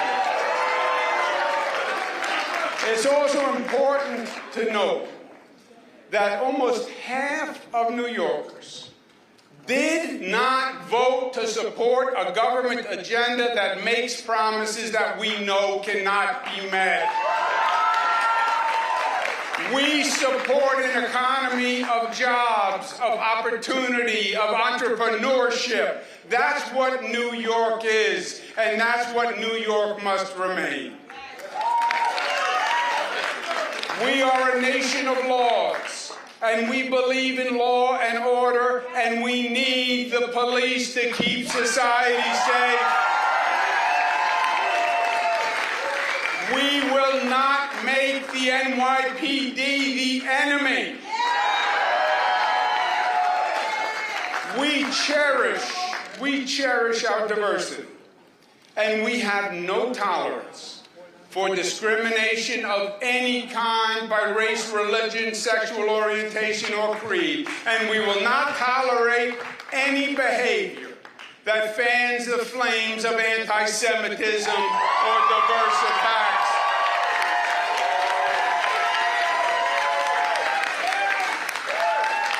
Our strength is our unity. Black, white, brown, Christian, Muslim, Jewish, Buddhist, we are one. We are the family of New York. We believe in interconnection and mutuality and codependence. And you attack one of us, you attack all of us. That is what it means to be a New Yorker. No one and nothing will ever divide us.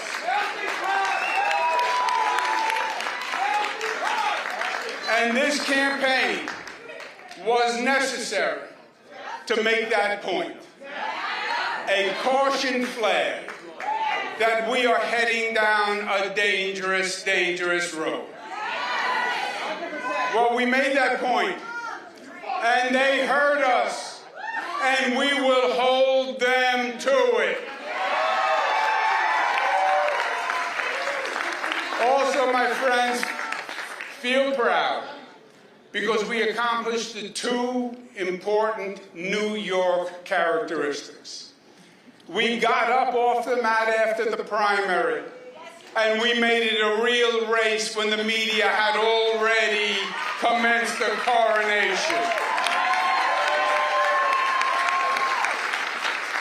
And feel proud, because we fought our hearts out and we left it all on the field.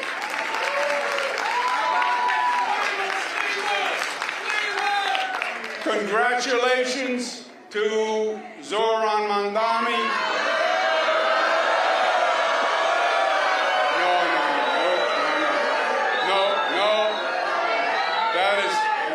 That is not right. That is not right, and that is not us. That is not us. Tonight was their night, and as they start to transition to government, We will all help any way we can because we need our New York City government to work. We want it to work for all New Yorkers because our city is the greatest city in the world, and we will unite for New York City because we love New York City. And from the bottom of my heart, I thank each and every one of you. I love you for the fight you made, for the soul that you showed, and the example that you set. New York City heard us, and we will be the better for it. Thank you, and God bless you.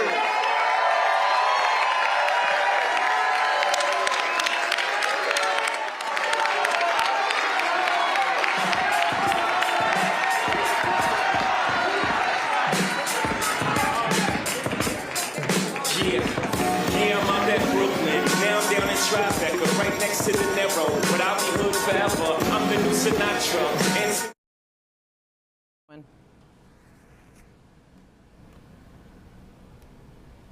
You've been listening to a concession speech from former New York Governor Andrew Cuomo as he acknowledges that he is not the winner of tonight's New York City mayoral race, which the Associated Press has declared was won by Democrat Zoran Mamdani. So joining me again is Sagar to kind of talk about this race. And now that we've seen the concession speech from Andrew Cuomo, we're still waiting on Zoran Mamdani. But Cuomo obviously is a very well-known figure in New York politics. He had run as a Democrat in the primary, lost to Mamdani to begin with, and ran as an independent in the general. Talk to us a little bit about the tenor of this speech. It sounded like he was really being willing to work with Mamdani's administration there in New York City. Cuomo's argument the whole time had been that he, as a former governor, had the experience to do this. Ready on day one. They literally had that sign at his event site. That he looks at a guy who is roughly half his age. Mamdani's 34, Cuomo's 67, beating him. Where else is there to go than to say, hey, maybe I can help the guy. Maybe I can help them, because the outstanding question right now is Mamdani ran this very ambitious campaign. How do you go about staffing that? How do you actually go about delivering on what some critics say are undeliverable promises that you've now made? Maybe he can get an ally in Andrew Cuomo, a man who ran the entire state and could have run the city. Cuomo, again, this is now his second loss to Mamdani. That has to sting as a man who held the highest elected office in that state. If he is in fact willing to help, one would think that would have to be a boon for the other people. He has the organizational skills. He has the veteran operatives around him that Mamdani may not.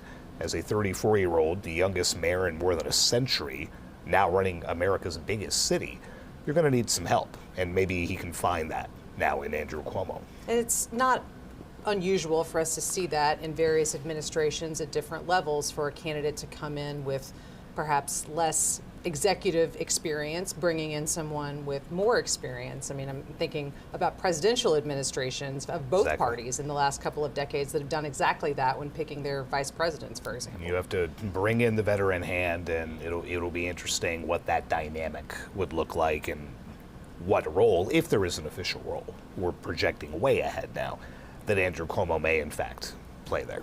Yeah, for somebody like Andrew Cuomo, who's been in politics in and around New York for a very long time, you'd wonder what that next step is. But perhaps he sees it as being some assistance to Zoran Mamdani, or maybe that's just a gracious concession of what you say on an election night when you have been bested by your opponent, not once, as you point out, but twice, and so now trying to move forward just in a classy way. And this was a chance, for as stunning as Mamdani's ascent has been, remember Cuomo's spectacular fall 4 years ago as governor, this could have been a comeback for the ages. Clearly that fell apart, and like you said, who knows what comes next, but he did at least show the grace in the speech. He didn't go after him. It was a polite speech, for lack of a better phrase. Sure. Yeah, thank you for that. We can now also go back to New York City, where we have Philip Crowther joining us again from Zoran Mamdani's campaign night headquarters. We've yet to hear from the candidate himself, but Philip, what are you seeing in those comments that we heard from former Governor Cuomo today? But look, it's only a matter of time, I think, before we see Zoran Mamdani here on stage. His supporters, who are here in their droves and have now been celebrating since the race was called, they were able to watch Andrew Cuomo's concession speech. We are here in downtown Brooklyn. Andrew Cuomo spoke in Manhattan. A concession speech in which Andrew Cuomo, the former governor of New York, was able to silence the boos from the crowd when he congratulated Zoran Mamdani. I can tell you that here at Mamdani's election night party, there were plenty of boos as well once they saw that Andrew Cuomo, who was Mamdani's opponent not once but twice during the Democratic primary and today in the race for mayor of New York, when they saw that he was about to begin his concession speech. And the moment when he left the stage, when they saw that on camera, and again, they only saw that, but were not able to hear it. You can hear the loud music here at the venue. They essentially all waved him goodbye, happy to see the back of a man who twice tried to beat Zoran Mamdani and twice failed, after all, because it was in June when the Democratic Party held its primary, and that is when Andrew Cuomo was still a candidate for the Democratic Party and lost, surprisingly, to Zoran Mamdani. This time along, Cuomo appeared as an independent candidate, having lost the primary for the Democratic Party and lost again to Mr. Mamdani. We will have to wait and see exactly how large the difference is, the percentage difference between the two candidates in the end. But certainly this victory by Zoran Mamdani came quickly, and it came as a surprise, certainly the speed at which it came to a lot of people here in this room. It's very loud in here. You could probably make that out quite easily. A DJ playing music here right now while we expect Zoran Mamdani to appear on stage. And some of his biggest supporters, certainly over the last few weeks during campaigning, well, they are here in the room with him, or at least in the building with him, because Mamdani is still to appear on stage, of course. Alexandria Ocasio-Cortez is one of them, the congresswoman representing New York. She is here, and she has been making the rounds, giving all sorts of interviews. She, of course, campaigned together with Mamdani and Senator Bernie Sanders of Vermont, two of the other politicians who consider themselves democratic socialists, just as Zoran Mamdani does as well. Everybody here knows what the promises were from Mamdani when he was to become mayor of New York City. He will be inaugurated in January. He has promised free childcare. He has promised free public buses. He has promised to freeze the rent on rent-controlled apartments in New York City. All of those considered very populist, but certainly also very popular messages with his supporters here in downtown Brooklyn. And they will certainly want to see those promises repeated here on stage when Mamdani does eventually give his victory speech. The way things go on these election nights, be it during a primary somewhere in the United States or be it during a presidential election, you tend to wait for the concession speech first, let a little bit of time elapse for people to get excited about their candidates coming on stage, and then he or she does, of course, do that. And that is exactly where we find ourselves now, awaiting Zoran Mamdani and his victory speech. When he does give it, and we haven't been given any indication from the campaign as to exactly how long that is going to take, we will, of course, come back here to New York and bring you that speech live. So, Philip, you've mentioned some of the other Democratic Party celebrities. It's a word that I'm not throwing around really, other than well-known political figures.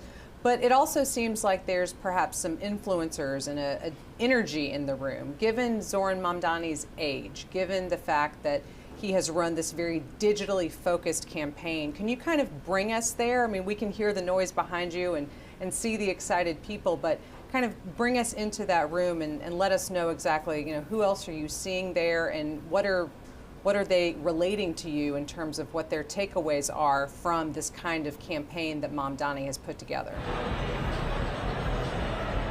Well, I can certainly tell you that it's a very diverse group of people who are here in the room to see Zoran Mamdani's speech. Probably a very fair reflection of the people who supported him in this campaign and ended up voting for him as well for mayor of New York City. When you take a walk around here at the Paramount Theater in downtown Brooklyn, You see a lot of those supporters embracing each other, celebrating, of course, as well. But you're absolutely right to talk about the influencers, people who Zoran Mamdani has been speaking to in what was a very clear, conscious decision on behalf of his campaign, a digital-first campaign, if you will. Those people that he has been speaking to on the campaign trail, well, they are here in downtown Brooklyn tonight, and they are broadcasting this event live to their viewership as well. It is a very modern, a very innovative campaign that we've seen from Zoran Mamdani. Of course, we'll have to wait and see how that translates into his position in City Hall when he will have to make true on all of those promises that I just enumerated that he has made. Again, a very celebratory atmosphere, of course, here. It is not a surprise to hear that, and a huge contrast to what we just saw during that concession speech from Andrew Cuomo, the former governor of New York State, now a defeated candidate in the New York City mayoral election as well. Certainly not a festive atmosphere in Manhattan where he was during his election night party tonight. Thank you, Philip, for those continued updates from there in New York City. We will keep up on our screen images coming to us from Mamdani's election night campaign headquarters. We do expect to see and hear the candidate, but we don't have an exact time. As Philip knows, and as I know, having covered campaigns across the country, there is a lot of waiting. Even when you expect that there's a victorious candidate who's going to be coming out and talking to you, you don't have an exact idea of exactly when that will be. And so we will keep up on our screen those live images coming in from Mamdani's election night headquarters. But we are now at 11 p.m. on the East Coast, which means that we are at our final round of poll closings for this evening. Voting is coming to an end in California. Out on the West Coast, that is where we've been watching a redistricting-related balloting Proposition 50 that we'll be talking about here in just a moment. Voting is also ending in Washington State. But with me back is Sagar now. And Sagar, let's talk about Proposition 50, Prop 50 as it's been known kind of in that shorthand lingo among political watchers and how it's been campaigned on. But remind us, we talked about it at the beginning of the show. What is Prop 50 and how have we kind of seen this campaign around it coming together, and what do we think its effects could be for other places in our country? So you have an independent commission in California that draws the district maps that upon which the House seats are allotted. Proposition 50 basically is asking voters to suspend the maps that commission draws and replace them with maps that the Democrat-controlled state legislature has basically rejiggered to give more control to Democrats. Could wipe out as many as 5 GOP districts right now. When you look at the House map going into the midterms next year, Democrats only need to gain 3 seats to retake control of the House from Republicans. So we're talking about potentially 5 seats just in California when you only need 3 to retake. So you can see the battle lines drawn. This was in response to Republicans mounting similar efforts in Texas and elsewhere. Gavin Newsom, the California governor, said, you know what, this is going to be a good nationwide push to kind of blunt what he saw as President Trump trying to essentially steal these seats.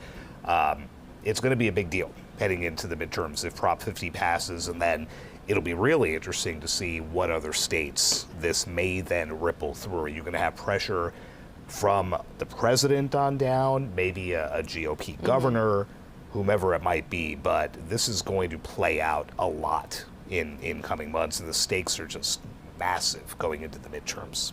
Yeah, I remember when I was out on the campaign trail, with Gavin Newsom earlier this year when he was talking about this same thing, and now seeing it before voters. And now we can bring you a breaking alert that has just moved on the AP wire. The Associated Press has determined that voters in California have approved a U.S. House map designed to boost Democrats in 2026, aiming to blunt GOP changes elsewhere. That's exactly what Sagar and I were just talking about. So Sagar, let's go right back to it. We were right there at the poll close there in California where the AP was able to determine that these new maps were approved. As I was just noting before we had that breaking alert, I was out with Gavin Newsom, who's presumed to be one of the Democrats who will be campaigning for president here in a couple of years. And at that moment, he was talking about the situation in Texas and already talking about how he fully supported the notion of Democrats having their own maps. And there was a lot of criticism of what Texas Republicans were doing, but even months and months ago, Gavin Newsom was already out saying, well, why don't Democrats do this too? We certainly could in some places. As you just noted, there are other states that are already kind of casting forward, maybe in a slower, different sort of process than we see in California, but with legislatures considering these new maps. So it's kind of already a cascading effect, particularly now we see with this California decision today. Yeah, and we'll see these cases come before state courts, perhaps even the Supreme Court, about just how legal it all is to do this mid-cycle. Keeping in mind the calculus for Republicans is the midterms of a presidential administration, 2 years in, that party usually takes a beating. Right. It's not going to take much for Republicans to lose that House majority, which obviously then puts a lot of the president's policies and agenda in turmoil. He's going to want to pull out all the stops to make sure that doesn't happen. And we've seen the sway that he has over Republicans right on down the line, from Congress into state houses, into governors' mansions. So the ripple effects of this could be pretty interesting to come. The impact for Gavin Newsom, whom we were talking about, this is a big win for him, right? Projected to be one of those folks who could run in 2028. He hasn't said much about it, but this is a notch on the belt right there for him to be able to brag about getting this through. He had help from Barack Obama and some other prominent Democrats who also appeared in videos and talked about it on shows and things. So a big win for him, a big win for California Democrats, and I think now we're gonna see what happens down the line and what kind of response we may see from some Republican-led states as well. Yeah, when we were talking earlier in the evening about former President Obama being involved in the gubernatorial contest that we've been following, but you're right, he did also opt to get involved in this redistricting conversation, which I think some people who follow politics were a little bit surprised by, since former President Obama has been relatively quiet and hasn't been as vocal in terms of not just electoral politics, but also the greater issues. But I guess at this point, he has decided to wade into a few different issues, and redistricting being one of them, saying that he supported the way that California was doing it. So not necessarily every method that a state could choose in terms of adding or changing their maps, but at least he was also giving not even a tacit stamp of approval. I want to just interrupt myself to point out that on your screen, you are now seeing new images coming into us from California in the lower left quadrant. That is where we expect California Governor Gavin Newsom to be holding a news conference on Prop 50, which we've just been discussing. And there is also some movement in the upper right quadrant. That is where we are awaiting New York City mayoral race victor Zoran Mamdani to address the supporters at his campaign rally there in Brooklyn. We've been talking all night with our correspondent there on the scene, but we do see someone at the podium now, so we do expect that we'll be hearing from the candidate himself here shortly. So we'll keep our eyes on that on the screen and certainly bring you Zoran Mamdani's comments as soon as they begin. So, Sagar, thank you for this analysis that we've been discussing about these redistricting vote that we've seen tonight in California and the other places where we've seen it happening. But there are no other states that are at that same stage in terms of having what they've been doing in California. At least there's legislative debates, right? But nothing that's actually before voters. Nothing that's come to fruition like this, that has been presented to voters in and of itself, standalone, in a special election, that has gotten anywhere near this type of, Barack Obama's 30-second video pushing for it a month ago, raced through social media. So, they brought out the star power for that. And getting back to what you said about former President Obama, relatively low-key, kind of playing post-presidency like George W. Bush has, not getting involved, not speaking out about a whole lot of things, unlike Donald Trump for those 4 years, very much like Joe Biden now. But to give you a sense of what Obama has been like lately, he even pulled out one of the old greats when he was campaigning over the weekend in the governor's races, don't boo, vote. And the place went nuts. Right. Vintage 2008, 2012 Barack Obama trying to get Democrats energized again, and I think we're going to see a whole lot more of that. What was that math again? 364 days. 364 days till To the the midterms, and we'll be back and do it all again. Thank you. We'll set our calendars and set our clocks now. We are going to return you to that live video that we've been talking about coming in from Zoran Mamdani's campaign election rally this evening. So we will leave you with those live images and be back with you soon.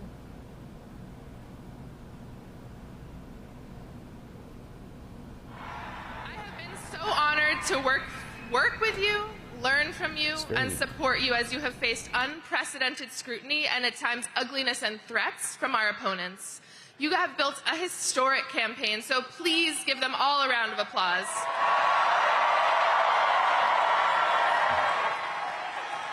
And please join me in celebrating the person who has been Zoran's right hand from day one, whose deep commitment to our movement and care for our people has infused every part of this campaign from top to bottom, and without whom we would not be here tonight, Elvis Church.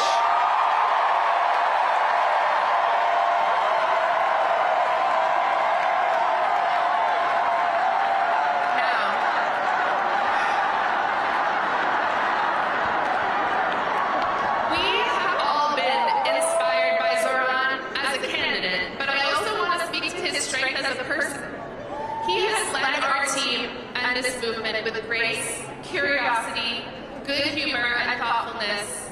And this race has been difficult. He has been the subject of attacks and threats, but he has truly risen above it all to give us hope. So please join me in giving Zoran, our friend, a round of applause.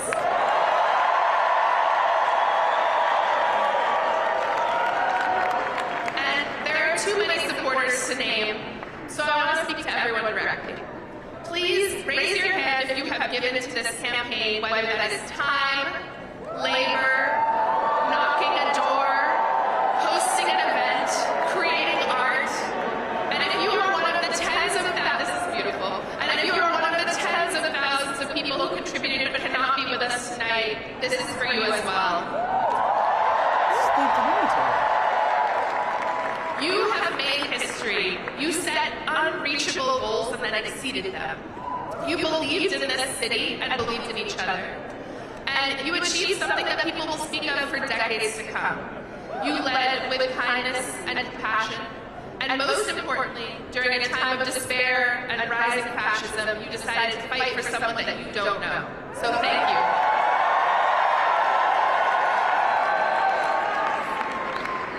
Friends, the scope of this campaign was truly unprecedented.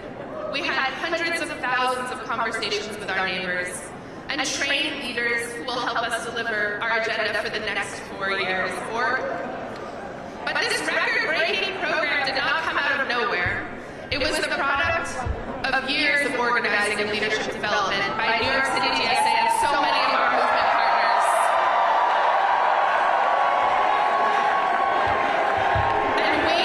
And we were so fortunate to be led on this campaign by someone who has been a part of this work from the beginning. She led Julia Salazar's groundbreaking campaign in 2018. And since then has been behind the scenes in so many of our victories. If this campaign made you feel powerful, or taught you something, or showed you discipline, or brought you joy, you have this person to thank. She is caring, wise, and deeply committed to our movement. And I am sure she is backstage losing her mind at being called out like this. But I need everyone here to please join me in giving her the longest and loudest round of applause, our organizing director, Tasha.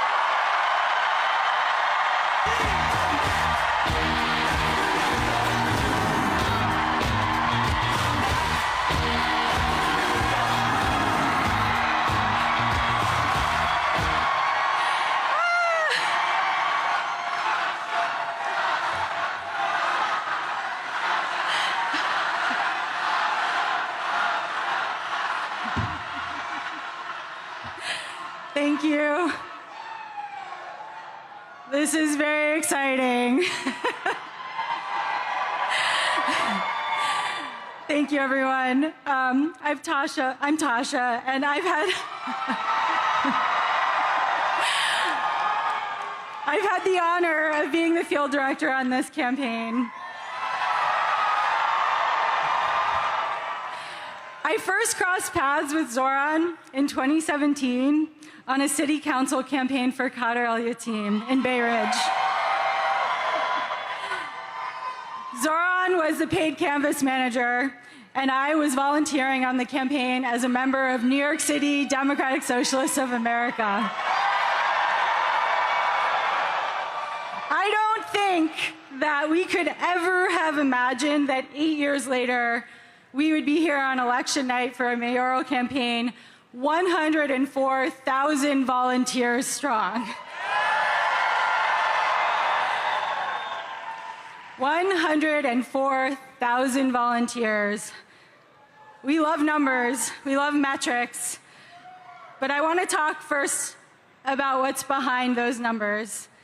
Every number is, in a way, an act of bravery.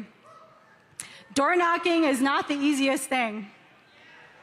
For many, including myself, it takes a moment of bravery at the beginning, asking a stranger something about their lives and sharing something about yours. Sharing what you want to see in the world, it can be daunting. Thousands of people did it. And every time, every volunteer went to a door and talked to a stranger, they offered their vision to that stranger and invited that stranger to be a part of shaping their vision. We love strangers. Every door knock and every phone call is a statement of belief that politics is for all of us.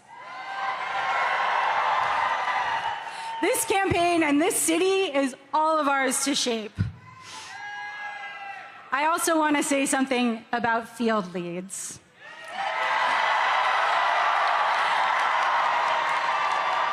All of our canvases, for those who don't know, all of our canvases have been led by volunteers we call field leads. Many of them are here. Most led a shift every week, and some led a shift every week since December. And every time they led a canvas, and they were the ones welcoming new volunteers into our movement. They were the ones who helped inspire folks coming out to canvas for the first time. Without those 700 people who chose to step into leadership in an uncertain moment and try something new and scary, this field operation at this scale would not have happened. Those 700 people prove that leadership isn't about having all of the answers, it's about the willingness to step into the unknown and inspire others to imagine something better. So here are the numbers. Over 104,000 volunteers made over 4.4 million calls. At around noon today, a volunteer knocked our 3 millionth door.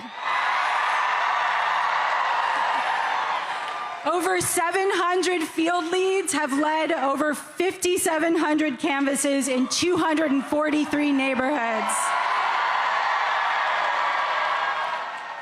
6,568 voters signed up to volunteer on the spot when they were canvassed by somebody.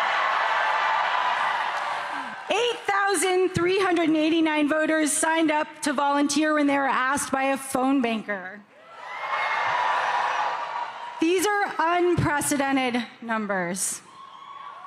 The bravery that you all have shown, that this field operation carried across all 5 boroughs, is going to transform our city. What all 100,400 of us have accomplished has rewritten the possibilities of mass democratic action.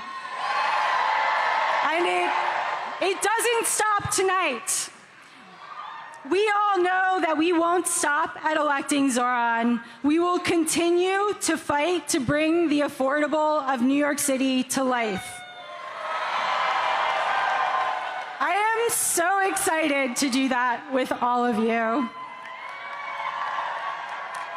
And now I'm so honored to introduce the person you've been waiting to hear.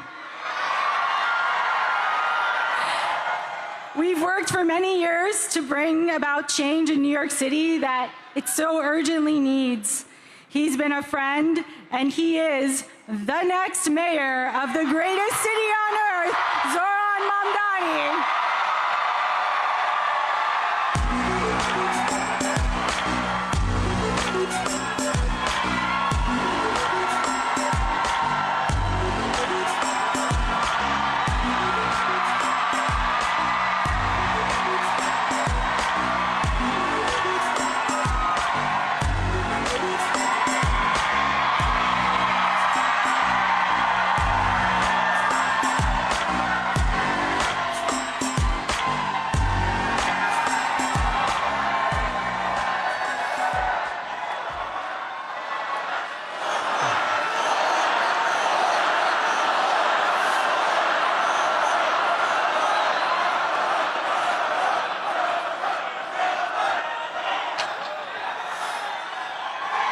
Thank you, my friends.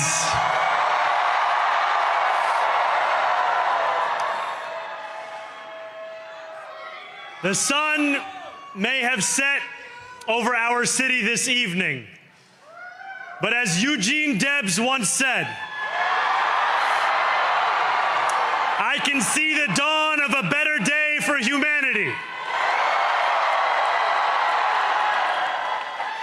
For as long as we can remember, the working people of New York have been told by the wealthy and the well-connected that power does not belong in their hands. Fingers bruised from lifting boxes on the warehouse floor, palms calloused from delivery bike handlebars, knuckles scarred with kitchen burns. These are not hands that have been allowed to hold power. And yet, over the last 12 months, you have dared to reach for something greater. Tonight, against all odds, we have grasped it. The future is in our hands. My friends, we have toppled a political dynasty.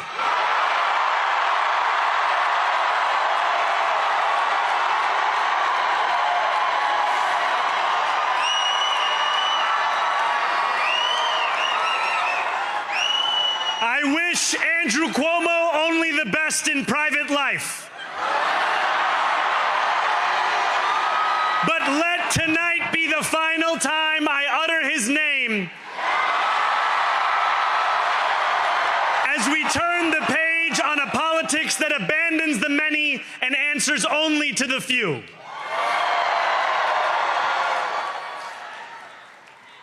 New York, tonight you have delivered a mandate for change, a mandate for a new kind of politics, a mandate for a city we can afford, and a mandate for a government that delivers exactly that. On January 1st, I will be sworn in as the mayor of New York City.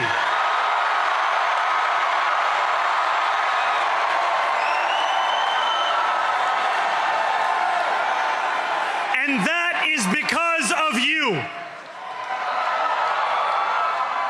So before I say anything else, I must say this. Thank you.